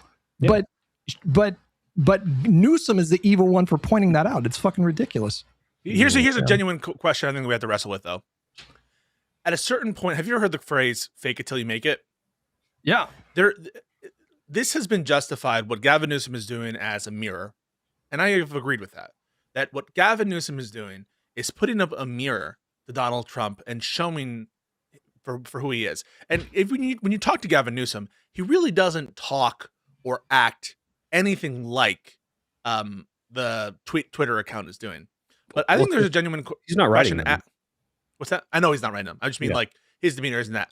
But at a certain point, I understand them. So what I'm trying to do is I'm trying to guard off people who say Gavin isn't like that, whatever. But like I'm just talking about the principle, which is at a certain point, when we keep doing a certain action to be a reflection of the other side, at some point the irony stops to be lost, and we just become that. Are we concerned about that? And is that a genuine fear? And when is it? As long as Trump is on the scene, are we self-conscious about it? Because I think that there is a kind of like, well, we're doing this as a meme because that's how Trump acts. But at some amount of time, we're going to lose sight of that. And that's just going to be how the country is. Or do you think that that's wrong? Show me like a Gavin Newsom unironically advocating for like deporting innocent people or doing any of the policies. No, he doesn't do that. No. But the point is like the rhetoric might get as bad. We might get the, like, hey, if he listens to me, he's going to call Trump a retard, right? And that's going to be like an ableist slur that he's throwing at the president. But at the worst, it's the language. And like in comparison to what we are dealing with, which is the potential fascist takeover of this country and the creep towards authoritarianism, I don't give a fuck. And it's not even if it gets as bad, I don't care. I agree with that, but I'm just here trying to support ContraPoints. It's ContraPoints, right?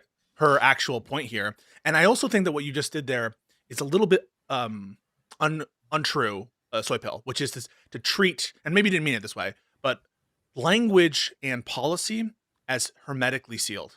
I think language and rhetoric like become policy, and policy affects language and rhetoric, and it's impossible to actually like completely isolate them as though they're different. I don't think that you were saying that they are hermetically sealed, but I do. No, I'm glad you clarified that. I am glad you clarified that, because that is important. Like the language does matter, and actually, like what happens when Trump goes away? Like, do we de-escalate this? Like, are we going to be able to pull back from it? I agree that is something we should look to, because if we don't, now we're the bad guys, and like the Republican Party is going to be keeping up with us, right? Because most of the Republican Party isn't like doing that flamboyant, like Trumpy stuff. It's the MAGA crowd for sure. But like, yeah, if that becomes who we are after they stop, then it's just going to keep escalating. I agree. We do need to keep that in check. Yeah. IRI, you look like you were about to say something. Well, I just feel the Gavin Newsom stuff is in response to Trump, and he's not going to keep it up without Trump. And so to me, it's just neutered Trump's venom, his attacks a little bit. That's it. But I don't think there's much more to it. It's kind of like just a joke. And I feel like he'll stop it as soon as Trump knocks it off. I think, sorry, she's vacuuming. You okay? So it might... It's filtering it out pretty well. The way you looked was so disdainful, Hutch. You were like, well, no, I'm just worried. I can't believe she's cleaning the house. I'm worried that gonna pick it up and it's pretty loud. Can you guys hear that or no? Yeah, just barely. It's don't yell at her, Hutch. We can cope with it. All right. No, show her who's boss of the house, Hutch. Let me add the filter. There's a little NVIDIA filter that I can add. But somebody say something, and then I want to say something. No, I do want to say something, because we had this conversation about the Charlie Kirk, and you were involved in these conversations, Soy Pill. Should we refuse to condemn? Should we not refuse to condemn? That kind of thing. And even though I take the position that we shouldn't refuse to condemn, I think highlighting the double standard, that position has always been smart. That is to say, at every opportunity, you should be pushing and saying, but the president can't condemn this, but the president can't condemn this, but they will never condemn their own side. And I think the effect of that is the more we ramp that up and the more the hypocrisy is apparent, I think that there is some level of shamelessness that at least some amount of people will be unable to stomach. Now, maybe this is a little bit of copium from hopium, but we are seeing people at least make some intimation that they're unsatisfied with what Trump said. And do I think a lot of it's performative, a lot of it's bad faith? Yes, I do. But the more we're able to highlight the double standard, I think the average person can it benefits Democrats. It benefits our side, and so I do want to keep encouraging that, because that's, I thought, was always a smart tactic. But it's also the idea of like the way that they view us is as bad as what Trump is doing, so that in their mind justifies what he's doing. So if we do even a fraction of it in retaliation to highlight it, I think that's fine, considering they think we're like, you know, genocidal baby murderers. So it's like, okay, like, oh, you're mad at me for calling out your daughter's hate for you. Well, hey, here's like Trump calling to hang active duty generals. Whatever, I don't care. Like, if you're going to accuse me of the worst possible thing, I'm going to do a tenth of that, and I just don't have a huge issue with it. I think so much of this we can just lay plainly at the feet of Donald Trump. Like, we were kind of talking about it before. So when he goes, it's not like all the problems are going to go away. But the president is not just the chief executive of the country, you know, like leader of the military. They're the moral authority of the country, and they set the example. And I think, you know, when Biden was president, things were still not great, but it wasn't as crazy as when Trump was president. And I think that his brand of cruelty, because that's basically what MAGA is. Like, if I had to give MAGA one descriptor, it would just be cruelty. It's a political movement based on cruelty and animosity towards your perceived enemies. And I think that invites an opposite sort of reaction.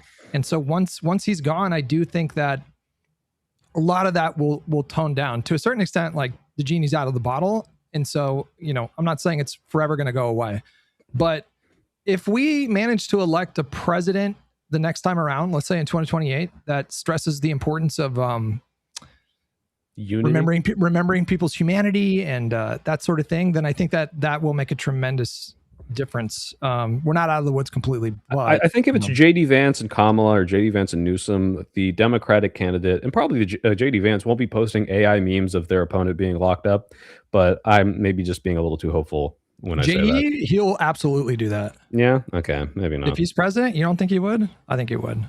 I don't know why we're talking about my AI videos when radical Islamic terrorism has killed 10 times. Like, you can just, JD Vance, I don't think he's going to be able to put the pieces together. I don't think he's going to be able to keep it up. I don't think that he inspires, not in the way that Trump does. And similar things with Vivek. Like, did you see the poll? Vivek is down a point in Ohio. Yeah. Well, the problem is you're courting a party of white nationalists, and you just happen to not be white. You're going to face some problems there. Yeah, maybe don't run the Hindu, the Hindu tech. But you know, it didn't matter between Sherrod Brown and who's this loser that they put up? Who's now Moreno? Fernando? Who's the senator from Ohio? Marino? Whatever the guy is. Like, that guy's like a scam artist, but he's white. Yes. So, you know, you have Vivek, and he also arguably has some alleged financial improprieties. That was the result, you know, the reason he has any money at all. But no, I think that unless they capture some of the animating spirit of MAGA, which is grounded in identity, and that is whiteness, that is a certain kind of class perspective, and a certain kind of elites versus non-elites. And now we take issue with that identity. We take issue with like that characterization. But for those who don't represent that identity, I think it's going to be tougher for them to sell, you know, Trump's coalition.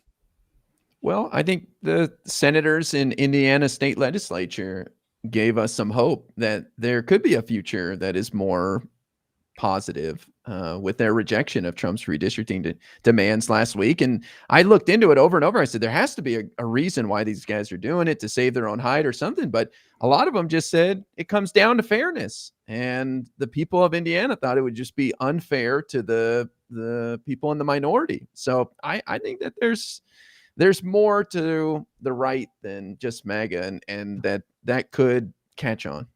Yeah, like how much of their awfulness is a product of being afraid of Trump's power. Yeah. You know, and then when you take away that capital, and when you take away that power, and you have him in such an enfeebled kind of state that he's in right now, maybe that'll bring out a more decent side to these Republicans. That might be hopeful thinking. You know, I do think that we're always going to have like a little bit of this MAGA ugliness in the Republican Party, but you know, I think they're all gonna have to decide like on the way out, on the way out for Trump, are they going to like, I have a sense, like, I feel like we're probably going to see a lot of Republicans that are going to be more unafraid to be verbally like critical of Trump, and especially in his like final year and a half.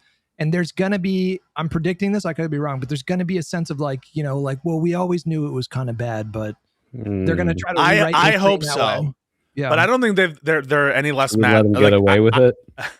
I think they've never been more mad than they are right now. If any, you know, I just got a DM from a major Republican account that called me the F slur because I said Pam Bondi should resign. Which a lot, Jesus, a lot of her. I mean, it was like a major news propaganda. It has like over 400,000 or I don't know 300,000 followers, and it's like a right wing news account. And they called me like the F slur because I said Pam Bondi should resign. So you know, what can you say? Well, there, I would say that it's already started, Hutch. That with the Indiana, you know, I can't get over that. But also, like, the attacks are coming, and these guys have to create daylight between them and Trump to hold on to their jobs in the midterm. So I think it's already started, and it's not going to be the last year of Trump's administration. I think it's started. It's already started. I was going to say, all right, you brought up the Epstein files in the chat. That's, I guess, going to be something's going to come out on Friday. What do you think is going to come of this? Well, Friday's the deadline. That's 30 days for the Epstein Files Transparency Act, the 19th. So I think it's a lose-lose for Trump. No matter what he puts out, people are going to find the holes and say this is missing, that's missing, and it's just going to compound the problems for him. I totally agree. I think the law, as written, has a lot of like loopholes, and because of their conduct, no one's going to believe it. But it's more than just the conduct, which has always seemed shifty, and the provable lies that the administration told about it. It's the nature of the conspiracy itself. It is dogma that there is something greater to the Epstein scandal than as it pertains to Epstein himself and Ghislaine and a few others, right? It's dogma that there's broader democratic culpability, elite culpability, intelligence agency culpability. And so anything that doesn't confirm that, by definition, is not true. And if it's by definition not true, then there must be something hidden. And so anything that doesn't show that is not going to satisfy that base. And so it's guaranteed to disappoint. So what IRI is saying isn't just what's likely, it is guaranteed that they won't be satisfied. And you can take that to the bank. They release the list. And it's just everything everyone's been predicting. It's every celebrity. It's pictures of Trump peeing on a 12-year-old. But it won't make any sense. It won't make any sense because they'll be like, why did you lie before and say there wasn't? Right. And why did you close the investigation? Exactly. All right, you got me. You got me. I'm letting it all out. So they are guaranteed to fuck it up because there's a no-win scenario. That's why it's the most glorious topic to bring in these conversations. And I'm sure IRI has gotten so much mileage out of it on TikTok. Yes, and the pipe bomber too, because that turned out to be a Trump supporter who believed his lies, and that's why the FBI's been like, "Shh, let's not talk about his motive." Yeah, the only thing they had, what was it? The Benny Johnson's like, look, he's not white. Yes, going after Jake Tapper. He's a black guy. A teleprompter. That's how the media lies to you. See, I watched the whole video on.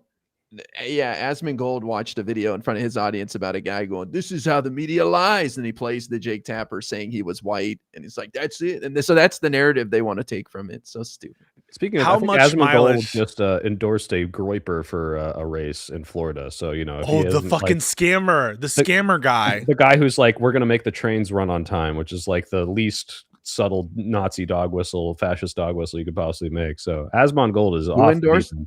Asmongold. Asmon? Yeah. Oh God. Yeah. All right. I need a quick check on our friend Kyle Kalinske. Kyle Kalinske, and do you think that this is right? Can you pull this up? Do you think? And I actually think that it's fine if you're going to put yourself in the political arena. If you're now going to be the head of Turning Point USA, and you're going to be the head of a major political network that wants to destroy this country, then I think that's fine. I think it's fair game. And I think that you've entered. What do you think? Of course, and if you look at all the stuff that she did, like immediately following with like the performative like funeral videos and like the fireworks at the memorial, and it's like, okay, like you are turning this into a performance, you're turning this into a fundraising event. You're like, these are Charlie's last words to me in this book I'm selling right now for $10.99 on Amazon. It's like, all right, it's over. Like we are making fun of you for this. I don't give a fuck. Like, his kids are taking no part in this. I think they should be completely off limits. Like, it doesn't make any sense. But yeah, if you're the CEO of TPUSA now, you're gonna be open to criticism. Total fair game. Yeah. I'm glad we agree on stuff. His edginess is the least of my issues with Kyle Kalinske these days. Do you like Kyle? Wait, what's your issue? Do we need to have like a fucking therapy session?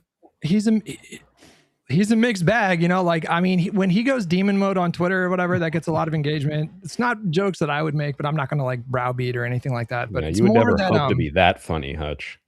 I just think he's kind of careless. Like, I say that and I had to correct myself about Casey Tron and Frogan, but like, I think he's kind of careless about the stuff that he reports on. Like, I watched him talking about like the Texas race with Jasmine Crockett, and he was super with her or about Jasmine Crockett. She would about. Okay, got it. Jasmine. Yeah. And he was like hyping her up, which kind of confused me because Tallarico is like a full-on populist, by the way. So I felt like that would gravitate more or Kyle would gravitate more towards that. But like in that video that he was doing, because he just cranks out like eight, nine videos a day. He'll just like, read a couple racehorse. Boom, boom, boom, boom, boom. Like, I respect his work ethic for sure, but like I think he could be a little bit more rigorous in his like fact-seeking stuff, because he just casually mentioned that he said that Crockett took money from like a crypto lobby. He just kind of casually threw that out there, and he was like, oh yeah, this is a problem. And then I was like, okay, well, let me just look that up real quick. And it took it was a cursory fucking Google search, and you find out that she didn't take money from this lobby. It was an outside PAC that spent money on advertising for her during her race. She didn't accept any money. I think that is a pretty big difference. Like, I feel like you shouldn't be throwing stuff out like that. You should do just a little bit more research if you're going to do that kind of stuff. Wait. I just want to add to this, like, real quick, please go. Kyle gets things wrong a lot. And it's very much like this sounds good, I'm going to turn this into a video, but I did not check this sort of stuff. And I've seen like multiple videos of him being like just very brazenly not lying because he thinks it's true, but just not really digging too deep and just kind of be like, whoa, this is crazy thing. It's like a little more sensationalist, but go ahead. I've seen it occasionally, but I do want to, and everyone's going to be like, oh my God, you're downplaying it. I'm just being honest. I've seen it occasionally. I don't remember those instances, but just to make sure I understand Hutch's take here, it's that he lied or he said something false. I don't think he lied. No, I think he's careless. Said something false regarding Crockett, in that Crockett's campaign didn't receive certain funds. It was a super PAC, or it was a PAC? It was an outside PAC that was it was like a bunch of crypto people that put a PAC together, and they spent money on her race on advertising, but they didn't give her money. That is like a pretty big difference, Well, I just want to be clear. It's possible there's some miscommunication, because I understand for us that kind of like, well, is it the campaign accepting money, or is it some other group that supports the campaign accepting money? But like, we will oftentimes say Trump took a bunch of money from crypto people, and it's all super PACs, right? And so it could just be slippage on what is meant by like accepting those, like their main super PAC doing it. Wait, Trump in their mind, crypto people pay him for an exclusive dinner where you like did favors. I know, I know that it's.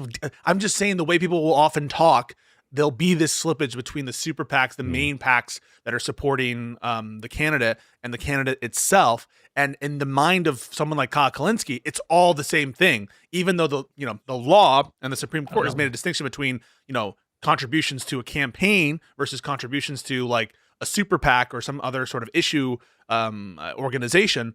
In their mind, right, the TYTs of the world, this is all part of some shell game. And honestly, we will oftentimes treat like Trump's financial backers, the super PACs, with scrutiny and have that bear on our intuitions about Trump himself, right? So I don't think I think we need to just like scrutinize what he meant by it, and if it's that slippage or if it's a misrepresentation.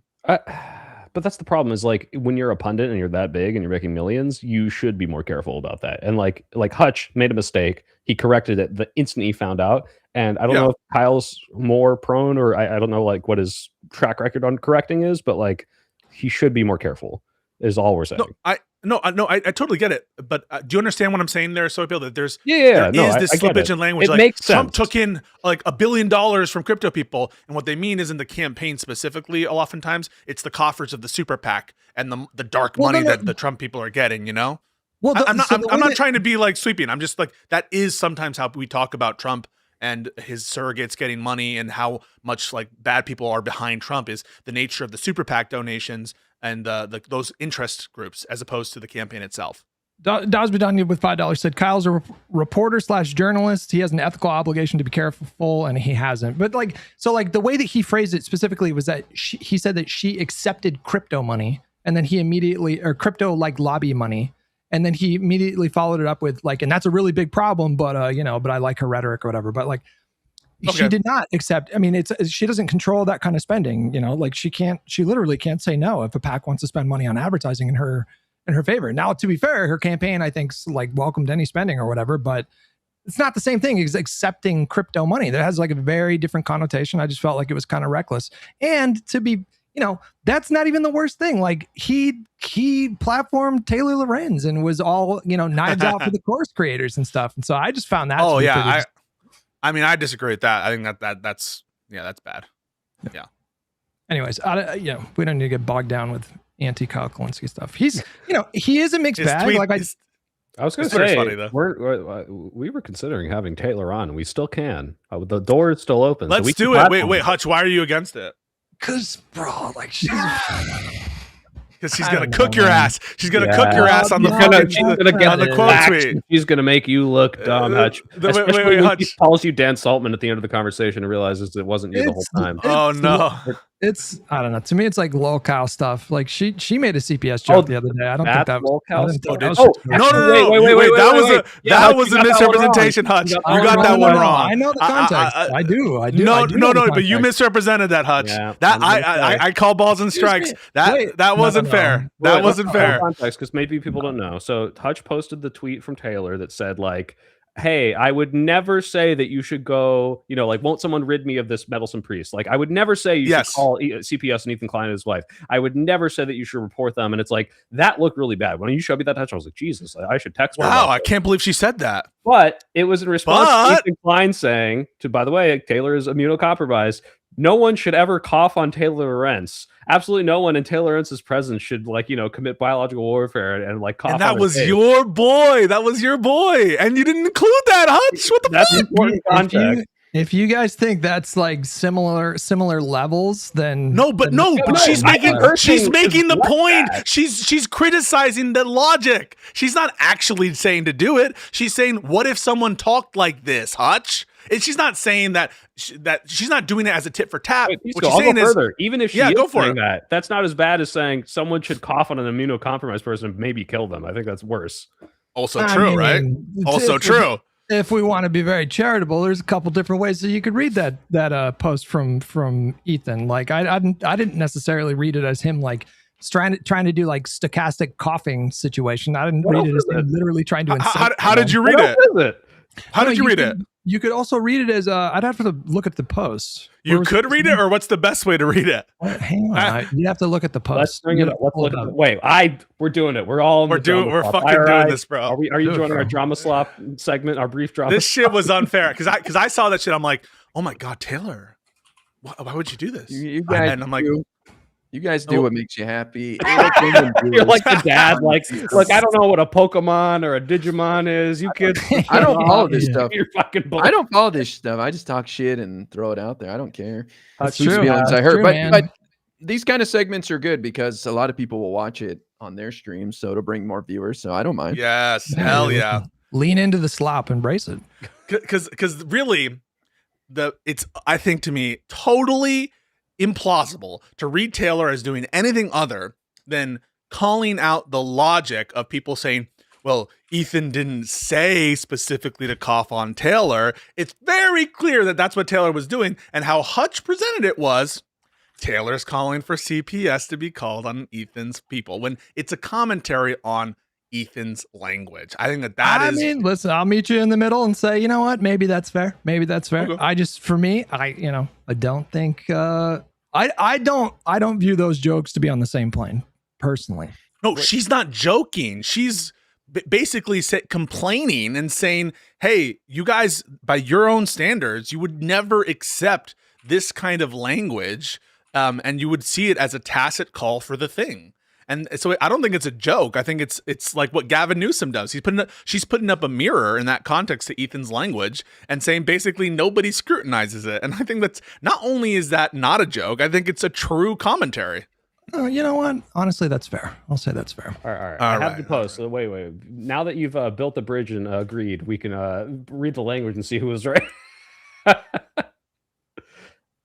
All right. Where's the post? Oh, there it is right there. So this is defending Soy Pill's queen, Taylor Renz, who he has a texting relationship with. So let's put that out on the table. Stop. Ethan Klein says, do not cough near Taylor Renz if you see her. I cannot emphasize this enough. Under no circumstances should you ever cough near Taylor Renz. If you see her in a theater, leave. If you spot her on the subway, pull the emergency cord. Do not risk it. You may not know it, but just by reading this, you are currently stalking her, which is a crime. You will go to jail, and I cannot afford to lose any more viewers. So stop thinking about her right now. And most importantly, and I mean never, cough anywhere near Taylor Renz. So this is the same language that she used in response. The most charitable read for that would be that he's just kind of mocking her sort of her whole thing with the COVID thing, like generally mocking it. But, I will admit that would be extremely charitable. Yeah, at worst, he's at a complete misunderstanding and thinks it would be funny to like scare her if he thinks she's like completely delusional about the COVID thing. But like, but you can understand that people cough on her. Right. So potentially be like assault, if not put her in the hospital, which is, by the way, a thing that has happened to her before, not from someone randomly coughing on her, but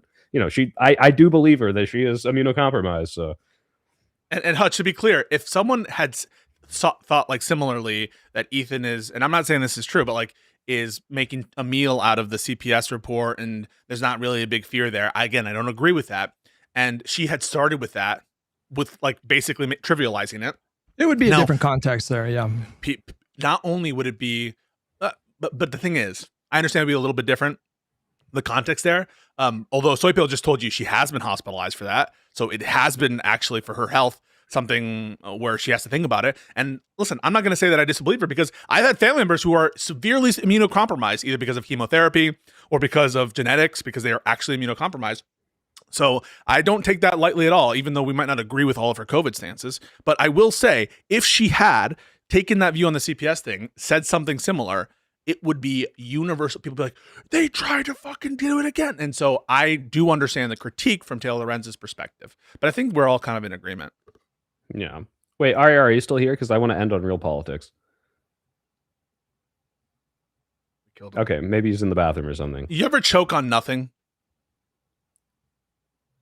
Huh? I almost choked on nothing about. Yes, yeah, I know what you're talking about. Yeah, none of you like actually checked in on me. So, choked on nothing. You okay, buddy? No, I'm good. All right, you're back. Just in time. It's fine time. Yeah. If you're cool with it, guys, can we watch? I think some of you have seen this, maybe all of you. The clip of Hunter, the guy who talked to Charlie when he died, asking Erica Kirk to condemn political violence from rhetoric from Trump. I think this is like so damning. It's like the full circle of what we're talking about, this like MAGA cult being like upset with, he was a little callous with that Rob thing, but they will never ever criticize him. Can we watch this real quick, or you guys cool with that? Let's do it. All right, cool. Because I thought this was such a good, like the most charitable, giving her all the room in the world, and she just would not take the out. So tell me if you guys can hear this. As you know, the last person that Charlie ever spoke to was a Utah Valley student named Hunter Kozak. Oh my God. He was asking Charlie a question that day. Now it's just like a libs of TikTok like outlet essentially. And he's here tonight and he wants to ask you a question. Why is Barry Weiss doing this? Hi there. Erica, I want to tell you how much I appreciate your calls for peace and unity. And I'm likewise horrified by the people in my so-called camp who were cheering about Charlie's murder. I believe that they stoke the flames of violence. But even worse is when powerful, influential people on either side of the aisle stoke the flames. When they do it, the flames can become an inferno. And this leads me to Donald Trump, the most powerful and influential person on earth, who has more responsibility than anyone else to put the flames out. Just last month, see the gears turning. President Trump called on 6 Democratic lawmakers to be tried for sedition, which he clarified was punishable by death. He then reposted a simple message: hang them. I think that you've been making strides to bring peace to our country, and that Turning Point has been asking Democrats to decry the individuals who cheer for violence. I have and will continue to decry them. but any good faith effort to stop political violence must hold both parties to the same standard and expectation. So in that spirit, will you condemn the violent rhetoric of Donald Trump, the most powerful and influential person on earth? What a question. Real quick, before she answers, if I have one critique of the question, he gave her way too much time to think about how she's going to dodge the fuck out of this. And let's watch your Matrix. Can we just praise him though? What a fucking Chad. No, that was so well written. Well written, well spoken. I will say I don't agree that she's worked tirelessly. Like her after speech in like the monster truck show that they called a memorial was like, oh no, not right there. It was actually the immediate speech that she gave. She's like, I'll echo like a battle cry, and like it was some fucking end time shit. But I do appreciate that afterwards she toned it down. But I just think it's overstated. Didn't she literally say, "I forgive the killer"? Even yeah, no, that was very religious about it. Like yeah. Can you imagine? I just had the awfulest thought. Can you imagine if, like, during this question, someone took her out, how much PTSD he would have? Stop. All right, we can get soy pill. I didn't say someone should do it. I just said, wow, like, can you imagine that happened to him twice? That would be so awful. If soy pill needs to be canceled for that. I disavow. I didn't say someone should do. All right, let's don't care. Disavow. Yeah, I don't care about that. I appreciate your question. You know my heart. Why would I ever say, yes, go murder people? This is so much deeper than just one. I understand your sentiment. I do. But this is also so much deeper than just one person. This starts at the home, okay? This starts with family. Cringe. This starts with a seed that grows and grows.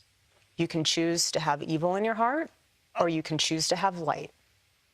What you consume and what you absorb from the outside world will manifest itself. Oh my God. No, I will never agree with political violence.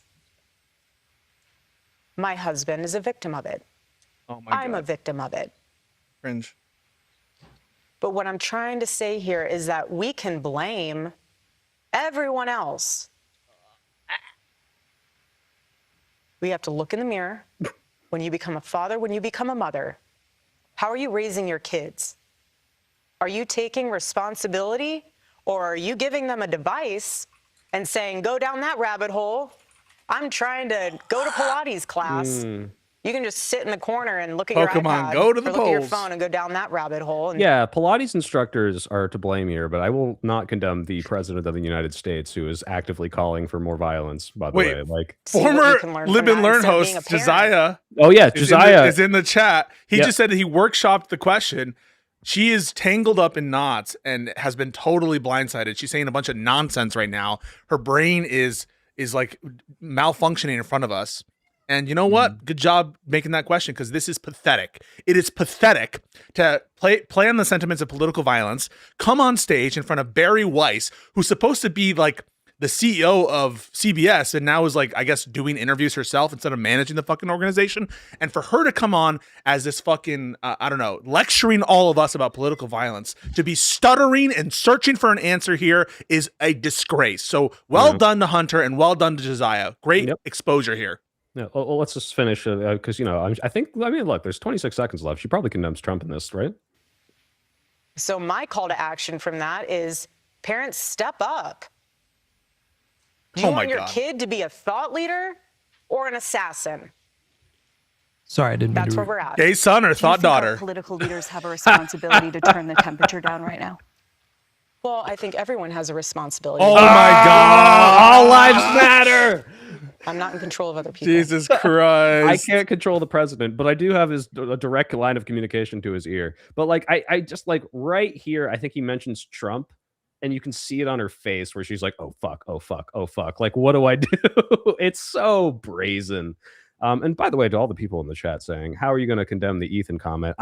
The joke about Ethan is like, hey, won't someone rid me of this meddlesome Taylor Lorenz? I'm not saying someone should take out Erica Kirk in the same way I don't think any political violence is okay. I just think it would be hilariously ironic if it happened to Hunter twice, but it shouldn't happen. Hilariously ironic? I disavow. We started this conversation.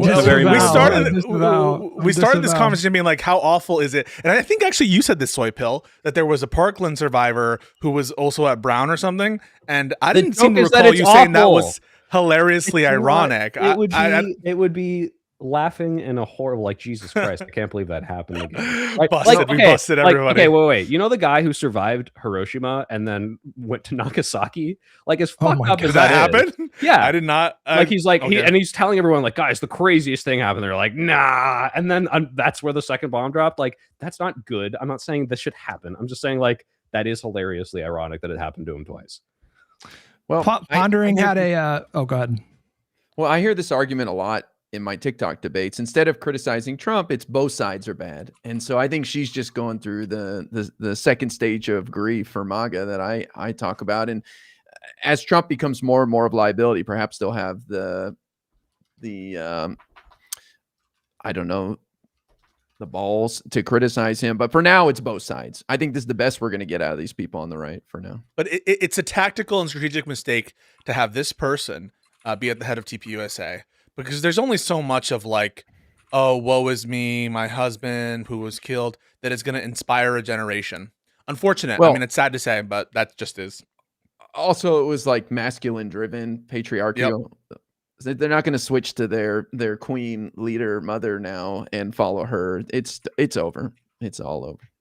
Yeah, and it's so funny, like, too, that the idea of, like, the entire contradiction of, like, oh, I think that, like, Charlie's whole thing of women go to college, find your husband, obey him, and stay in school, and now she's the CEO, and it's like, I think this is actually hurting their movement a little bit, where it's like, wait a minute, we don't want to listen to a girl. She had I think she's 37 years old, so I think she had her first kid when she was 33 years old. Oh, and to be clear, she's qualified. She had her own company and a college degree. No, I'm pointing out the hypocrisy of her encouraging women to start families early and to, forego pursuing a career. When she was the CEO of like a nonprofit, by the time she was like 19 years old, she had a full-on career. She waited to have kids until she was in her 30s. It's ridiculous, the whole thing. Mm-hmm. Yeah. Yeah. Can we talk shit about Barry Weiss for more than a second? Sure. This person is so unimpressive.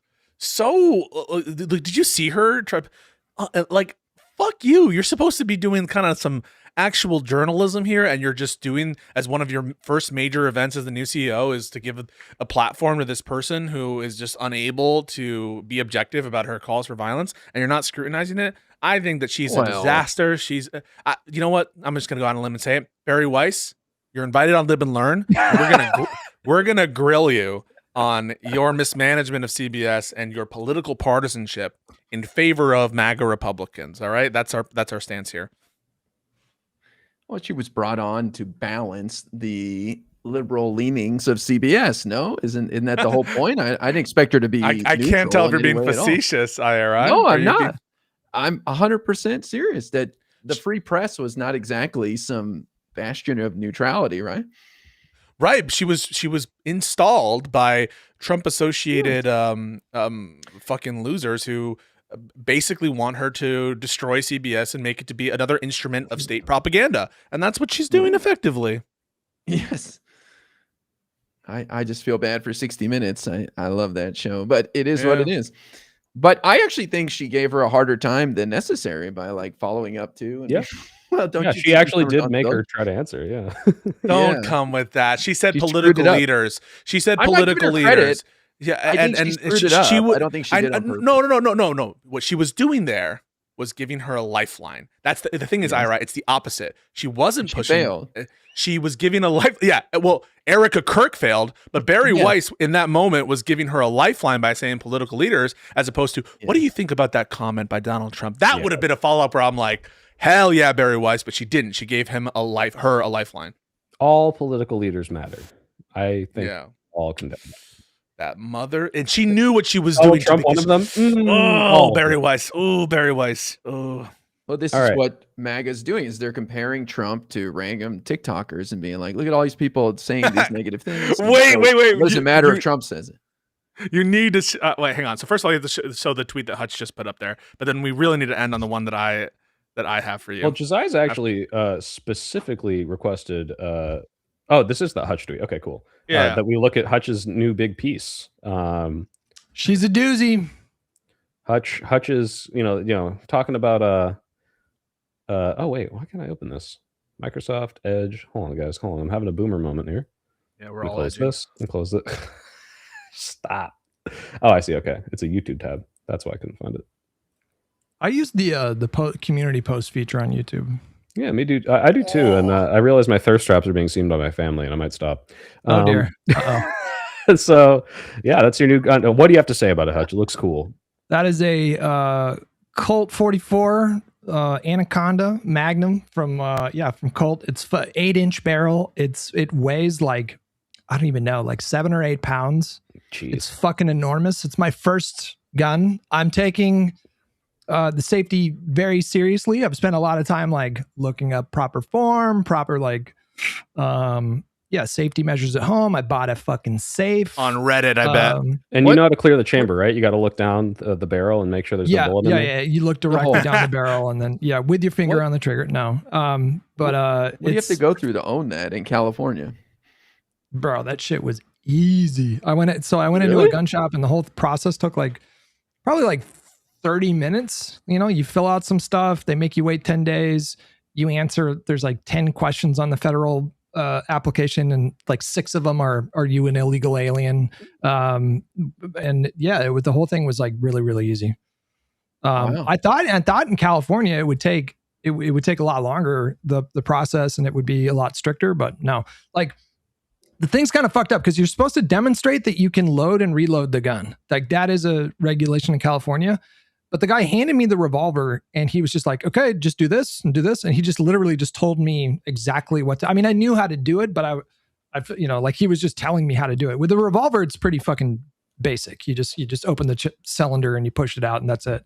But like it's comically easy to get a gun in California. Anybody worried that it's like hard to get a gun in California? Maybe for a white male. Yeah.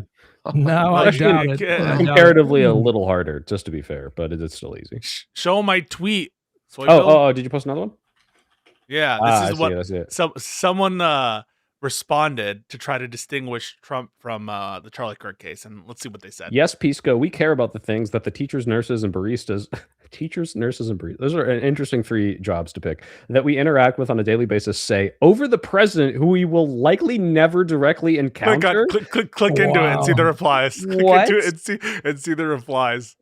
No, not mine. No, into.